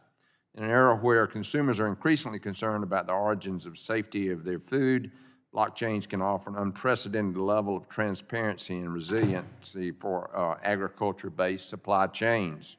Mr. Sudler, what lessons can we take from use cases in agriculture, blockchains technology that can be adopted on the state and federal level to a regulatory type framework? I think what we've learned from agricultural applications is how effective supply chains can be managed using blockchains. Now, we can learn from that and apply that to other forms of projects. And what we've looked at is how do we apply some of these lessons from agriculture to other projects or even mega projects that essentially face the same type of supply chain issue. Mega projects, certainly at the state and federal level, are projects that are $1 billion or more. They're very complicated. They have many contractors and subcontractors, and they don't necessarily trust one another. So we can certainly learn from the gains that we're seeing in agriculture and say, what are the smart contracts that they use, who's allowed to view certain types of information in these blockchains, and how do we keep a good flow of the supply chain in these large projects that the agriculture group is able to do very well. Mr. Wyatt, I got about 15 seconds, but we've seen big tech from inside as an executive. You saw it at YouTube.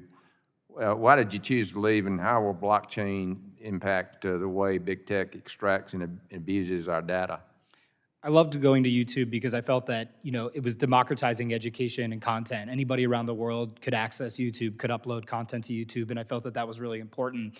In a lot of ways, blockchains do the same thing of democratizing this. And so I felt that this was very aligned with a personal mission and excited that it's in a place where it can do this. Okay, well, thank you so much, and I yield back, Mr. Chairman. Thank you, gentleman. Yields back now. Recognize Mr. Soto for his 5 minutes of questioning. Thank you so much, Chairman. In the beginning of my opening remarks, I talked about a lot of the areas we already were able to pass amendments into both the National Defense Authorization Act and to the Appropriations Act to get actually a lot of the blockchain advances under federal law so far, whether it was, as mentioned by our colleague, Mr. Allen, the food tracing with the FDA to help with public safety, whether it was helping with encrypted communications through our military, whether it's protecting veterans' records, among other areas going forward. So we here at the Congress want to make sure we're good partners in advancing this critical technology, whether it's for economic reasons, security, for advancing critical research. So I'll start with Mr. Wyatt, but I'm going to ask all of you the same question. Mr. Wyatt, if there could be one particular partnership the federal government could help advance in some of these areas, what do you think it should be that we should work on and why? Look, I think the best thing that we could do is have clear regulatory clarity on how to operate with just a nuanced understanding that there are protocols, there are wallets, there are exchanges, and there's a lot of nuance there. So my ask would be to continue to push forward very clear regulatory guidance on how to operate this new tech, and that would ensure that tech innovation would stay here in the U.S. and that we continue to foster some of the best talent in the world. But if there's a particular subject matter, what would that be? I get you all want regulatory reform, and I think in general, decentralization is such at the heart of this, where we are removing intermediaries, and so I think the subject of decentralization is of the most important topic. Mr. Schulman, what would be a great partnership with the federal government to help advance blockchain technology? That's an interesting question. I'm not 100% sure that the federal government needs to partner. I guess I'll put it this way. I think that Let me define it more. In the most broadest of terms, like funding or laws or encouraging research, not like ownership, right, in the strictest sense. Partnership Sure. in the facilitating sense. Sure. I mean, so I think Well, okay, I think I'll offer two then. I think the first, which I've sort of mentioned before already, is the Federal Trade Commission has a huge role to play in protecting consumers. I think it needs more funding and more people. Excuse me. And then I think the other is has to do with how the government approaches jurisdiction over blockchain entities. I think there's clarity that definitely needs to come about what exactly a autonomous organization is, a DAO, how it is subject to the law, how it's not subject to the law. I think those questions are just starting to percolate in the courts, and it's going to be a very interesting watching that and figuring out what the answer is there. Thank you, Mr. Schulman. Obviously, neither of you have identified a particular subject, but regulatory, and I get that. But I know Professor Sudler had mentioned space already. I represent a district right next to the Space Coast, so how can we partner with you all in advancing technology to use blockchain in space? Yes, I think one of the biggest relationships that we would look at is with the Department of Defense. Space is open for business. There are more satellites going into space, and it makes it a target, certainly, for cyber criminals, for bad actors, and for nation states who do not share our interests to attack either individual satellites or constellations. So we're very open to really looking at this type of new problem because it's in a new area that needs a lot of solutions. And we'd love to certainly look at some of those national security issues.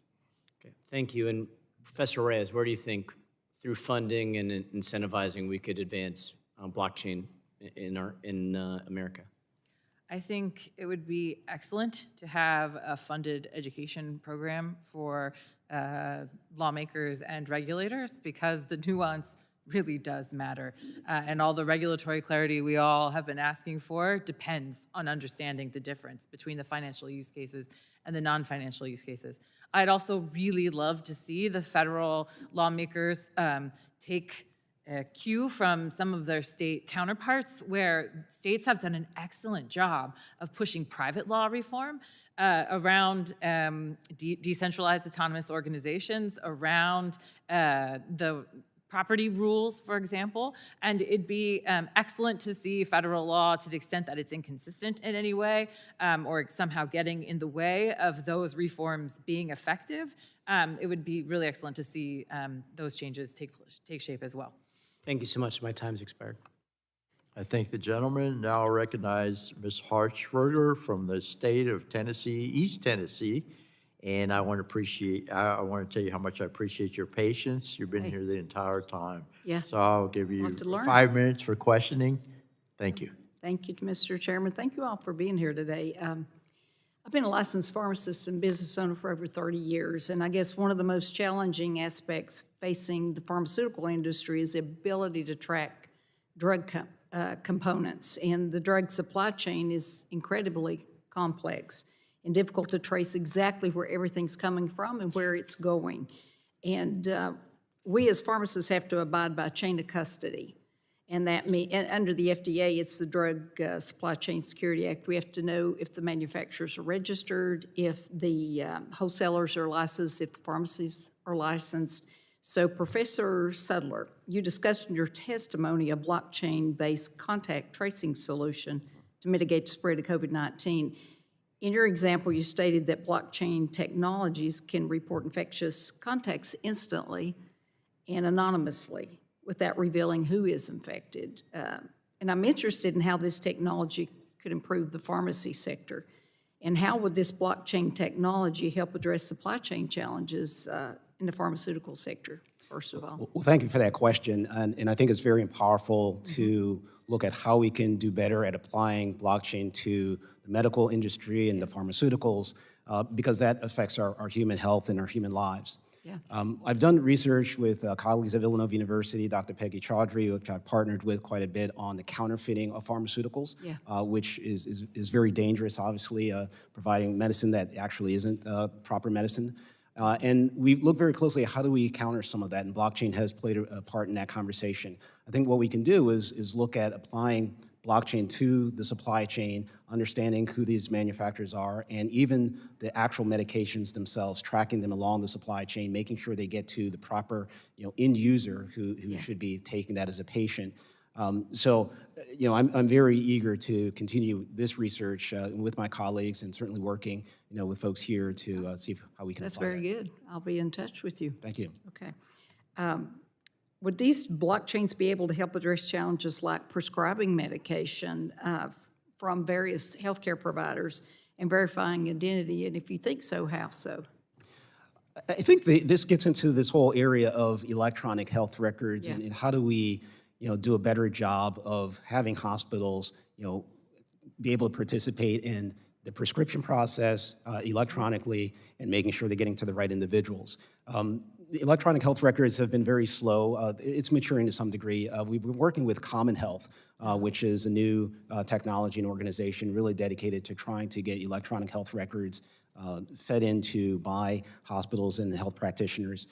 And we're looking at writing to the APIs of these databases so that blockchains can play a role in helping facilitate those prescriptions getting to the right individuals. That's huge because you've got 400,000 companies in China that do the APIs versus 3,000 here, so that's a big deal. From a consumer and cybersecurity standpoint, do you believe that blockchain is a more secure option for securing health and pharmaceutical-related data than our current methods? Yes or no? I think the way we're currently looking at the technology, there is basic security. I can't say it's necessarily bad. We are where we are with the current technology. But when you start adding blockchain, that adds another layer of technology, and another layer of security. So yes, we're doing okay cybersecurity-wise with what we have, but now adding some of that, immutability or the ability to keep it from. Well, Professor Sudler or Mr. Wyatt, where's China or the CCP in their line of development of blockchain? Do you have any idea? It's okay to talk. No, I appreciate the question. I think, look, at the end of the day, if China continues to be the first mover in this space and innovating, they're going to do it in the wrong way, in a way that's not conducive for our country. Kind of like AI. Exactly. And so I think for us, and they're going to do it in a way that doesn't respect the spirit of blockchains, of being open and transparent and decentralized. Yeah. So I can't stress enough how critical it is that I think this will be the most important year for us from an innovation standpoint to make sure that we do not cede it to Russia or China. We have a lot of work to do. I would agree. The satellite was very interesting, Professor Sudler, and I'll hurry up. Have you talked to Elon Musk and Starlink? We went over and looked at the facility. It's very interesting to know how those satellites will communicate if something happens. Have you looked at that? I have not personally spoken to Elon Musk, but I am going up on his Falcon 9 rocket this October, so we indirectly do work with each other. Yeah, I mean, he obviously is using the Starlink satellites. They communicate with each other through optical communications. So they're looking at the same types of problems in terms of constellations. Constellations is the buzzword right now in space. So every company that's interested in putting up satellites are really considering the network approach to it, which means they're looking at how to get satellites to talk to other satellites. We're really one of 4 or 5 companies that are introducing blockchain networks in space. So we are certainly of a new era of companies that will bring this technology to test. Well, best of luck when you go up. Let us know how it works out. Thank you. Thank you. With that, I yield back, sir. Thank you. Lady yields back. Now I'll recognize Mr. Falter from great state of Idaho. Thank you. You're recognized for 5 minutes for questioning, sir. Thank you, Mr. Chairman. Thank you. Mr. Schulman, one of the topics we've talked about a lot in this committee have to do with artificial intelligence. And just listening to the joint comments of the panel today, we've talked about the helpful side of artificial intelligence. There's some incredible opportunities with predictive analytics, things like optimizing energy generation through increased dispatch efficiency. There's some really positive employments for artificial intelligence. But frankly, there's some components of that scare me. The potential algorithms that are focused on thought shaping, that type of thing. But it all has to draw from a database. And so I'm wondering, with blockchain employing a decentralized data storage. Is there a role for blockchain when it comes to potentially neutralizing some of the, what could be the negative impacts of artificial intelligence? So it's a good question. I think the thing to remember about blockchain is, and particularly when you're talking about it with regards to AI, is that blockchain is not fast. It doesn't, in its most of its forms, it can't move a lot of data very quickly. And one of the things that AI fundamentally needs, is, as it's sort of used or implemented today, is a lot of data. And so you might be able to envision some sort of blockchain as a control mechanism, perhaps, where the amount of data you need to throughput is not big. It's like a, you know, it's a relatively minor sort of turn on or turn off or some sort of control mechanism. But I would say that I think integrating blockchain with AI is always going to be kind of problematic because of the inherent throttling that blockchain has in terms of data throughput. Thank you. Mr. Wyatt, do you care to weigh in on that? I think there's three things where, I want to how we talk about them and regulate them, but they can be enhancements. There's three things I think that are really important with AI. Transparent machine learning models, so that we can understand if there are inherent biases in any of these artificial intelligent models. Blockchains can help do that for us. Verifying source materials. So we see people producing fake images that can move markets or change people's minds. I think it'll be really important for us to be able to look and say, is that a verifiable image that's from the New York Times or not, or is it manipulated? And I think lastly, it could be incredibly helpful for efficient code auditing. So I think these worlds will continue to unite, and blockchain will be a very powerful part of ensuring the integrity of AI. Thank you. Mr. Sudler, since we're on the topic, AI, blockchain, that connection. Absolutely. It's a powerful connection, and it's one that we're going to have to take a close look at. AI can contribute to blockchain in the sense that we can understand how we can make smart contracts smarter, so we can actually give a little more intelligence to blockchain networks and how it evaluates conditions that smart contracts can respond to. On the other side, blockchains can help AI to give it more explainability. Oftentimes we see AI algorithms produce results. We're not exactly sure how it came to its conclusion. So blockchain can actually keep track and trace immutably in its records where those contacts came from, such that it came to a decision. And so that explainability is very important, particularly when you talk about AI applied to very human-sensitive circumstances like self-driving cars and so forth, where accountability is very important.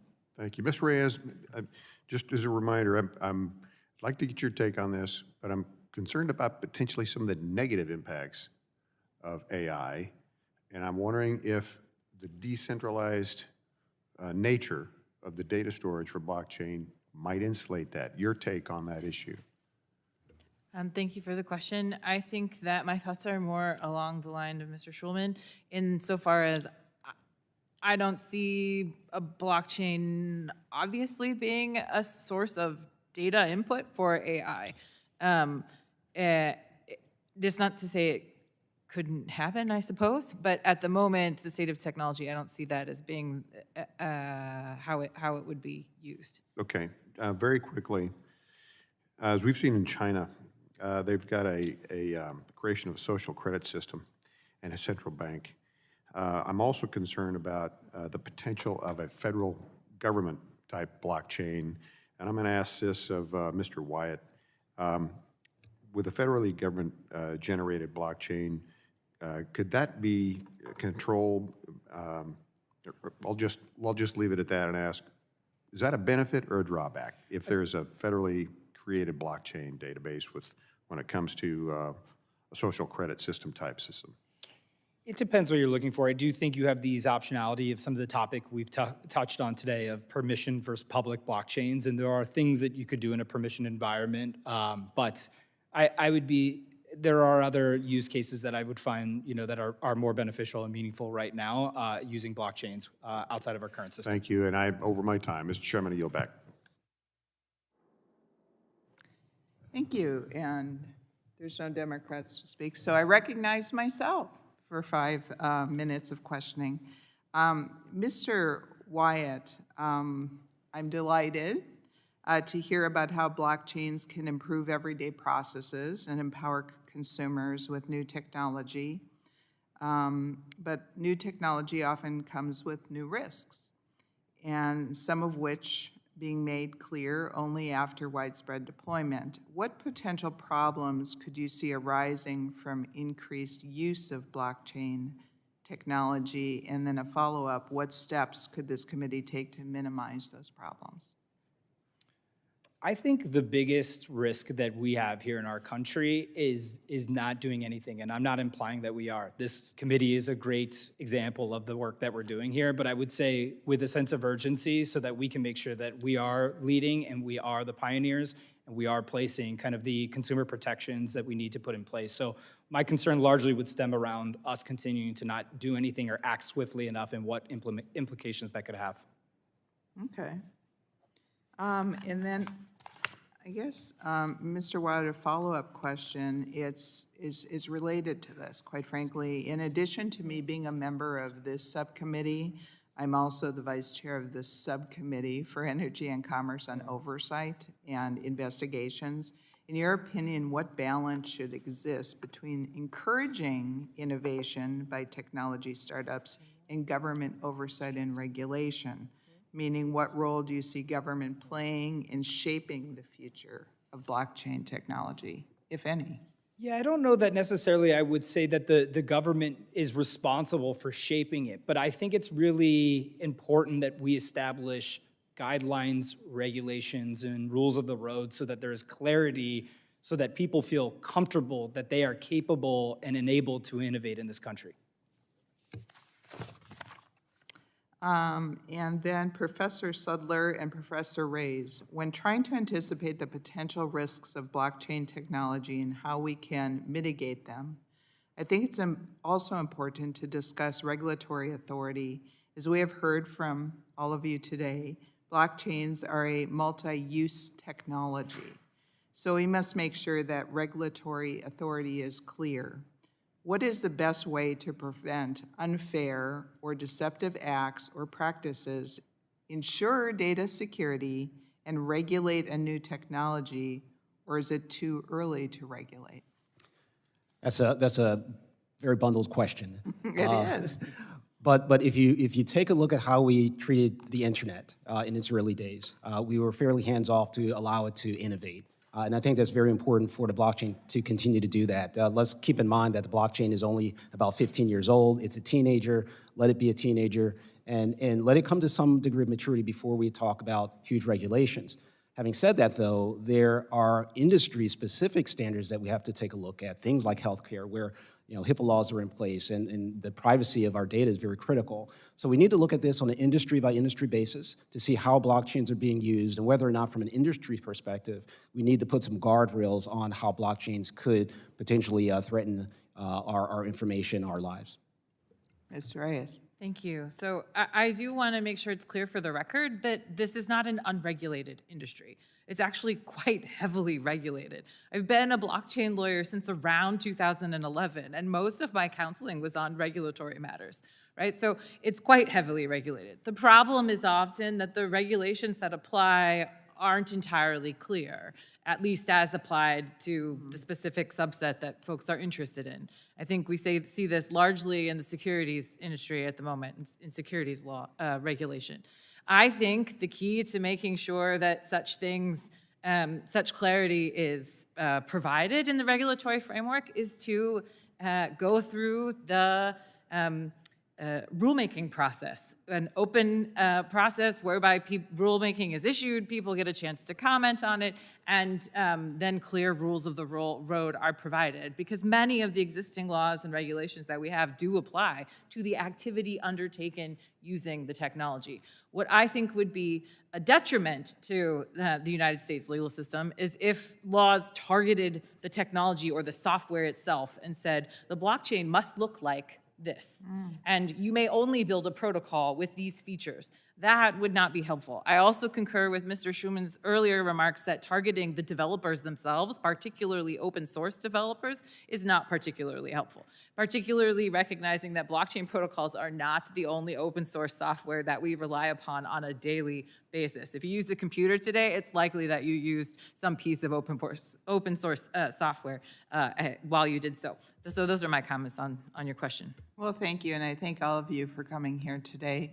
Now I call on my colleague, Ms. Kamick, for 5 minutes of questioning. All right, well, thank you, Madam Chairwoman. Thank you to our witnesses for appearing before us today. As you can tell by the attendance in the room, we're all here. Kidding. This is something that I find incredibly fascinating, being kind of the token millennial, right, in the room. So I'm going to go in reverse and start with you, Mr. Wyatt, talking about the gaming industry. So 2019, we were looking at the gaming industry doing about $260 billion in total economic output, right?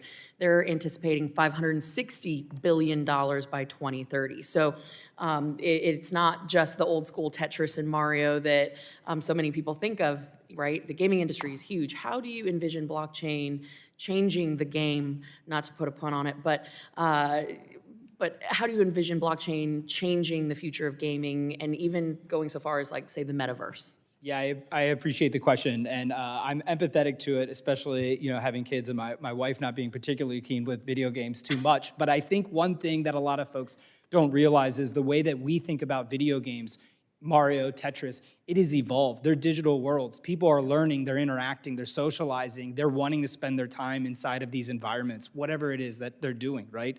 And there's obviously a variety of things. So with this is people want to spend money where they're spending time. That's a very natural behavior for anyone to do. And so whether you're a kid or an adult that are, you know, interacting in these digital worlds, that's important. So therefore, you see a lot of digital goods being purchased inside of these games, whether it's a cosmetic item for you to have some representation in game or whatever the case may be. As you pointed out, it's generating hundreds of billions of dollars. YouTube is one of the largest verticals in the business. I think what this allows people to do is instead of just licensing this from the publisher, they can now own it. If you spend money on something, you deserve to own it. You don't just license the sweatshirt from Nike. You buy it, it's yours. You can give it to me, you can trade it to me, you can sell it to me. I think that's really important. And so these digital goods deserve more rights. People are spending a lot of money on it. They deserve more autonomy on how these things can be used. There is no better way to solve for that than putting these on open blockchain protocols. I appreciate that. Thank you. Mr. Sudler, did I say that correct? Yes, that's correct. So I want to shift gears a little bit, and thank you, Mr. Wyatt, for that on the gaming response. We've talked a little bit here today about the uses that can be applicable to federal government, and I want to just expand that a little bit. How do you foresee, and I'm running out of time, but blockchain technology, how could that be used for, say, foreign aid, particularly in countries where we don't have the most sophisticated financial systems, we don't have necessarily the means. How can we utilize the technology today to utilize foreign aid more effectively utilizing blockchain? I think there's a couple of ways in which you can do that. And we've actually, some of my students have explored that very same topic. If foreign aid is being sent to a country, how do we make sure it's getting into the right hands, it's not getting to adversaries or people who are wasting that money? So the blockchain can keep track to some degree of where that individual is on the receiving side and whether they're receiving that payment or not. There's some complexities in terms of the receiving end and what actually do they do with it. That obviously gets into tracking who's actually spending that money at the end of the day. The other way is helping communities really create their own community coin. So if you go into that country and say, we're going to help set up some infrastructure where maybe there's a community coin, allows for self-organization, allows for some particular region to have an internal economic system based on a coin that is well-structured, has some rules in terms of how it's used. That could be a way of aiding some group outside of this country without necessarily just sending money, but actually helping to build an economy. And to take that one step forward or further, how do you foresee us using blockchain to prevent waste, fraud, and abuse and cut down costs with federal programs, things like SNAP, EBT, et cetera? Yeah, if you have something like Snap on a blockchain, now you're starting to track, whether an individual is using, those particular services appropriately. And this does get into identity itself, really tracking, the individual who's using those particular programs and some of their activities on the blockchain. That does get into a new area of technology of identifying a person on the blockchain itself, and some unique identifier that would track their identity on the blockchain and then how they're using some of the federal programs that they are allowed to use. So we're looking very closely at identity. Obviously, that gets into a lot of privacy and how do we do that correctly. But there certainly is that type of use case that has some potential. Certainly, I have concerns about the privacy issues surrounding blockchain and how the technology is going to evolve around the sense that we need our constitutional rights to be protected, we have a right to privacy, and so kind of threading that needle is something that I'm very interested in. But I know my time has expired, Mr. Chairman. I'll follow up with the remainder of my questions for the record, and thank you to our witnesses again. I yield. I thank the gentlelady for yielding, and this concludes our hearing today. I want to thank our witnesses for your expertise and your knowledge around this technology. It is important for us to understand what you're dealing with so that your Congress can deal with this issue appropriately. I ask unanimous consent to insert into the record the documents including on the staff hearing documents list. Without objection, that will be the order. Without objection, that will be the order. I remind members that they have 10 business days to submit questions for the record, and I ask the witnesses to respond to the questions as promptly as you can. Members should submit their questions by the close of business on June 21st, and then without objection, the subcommittee is adjourned.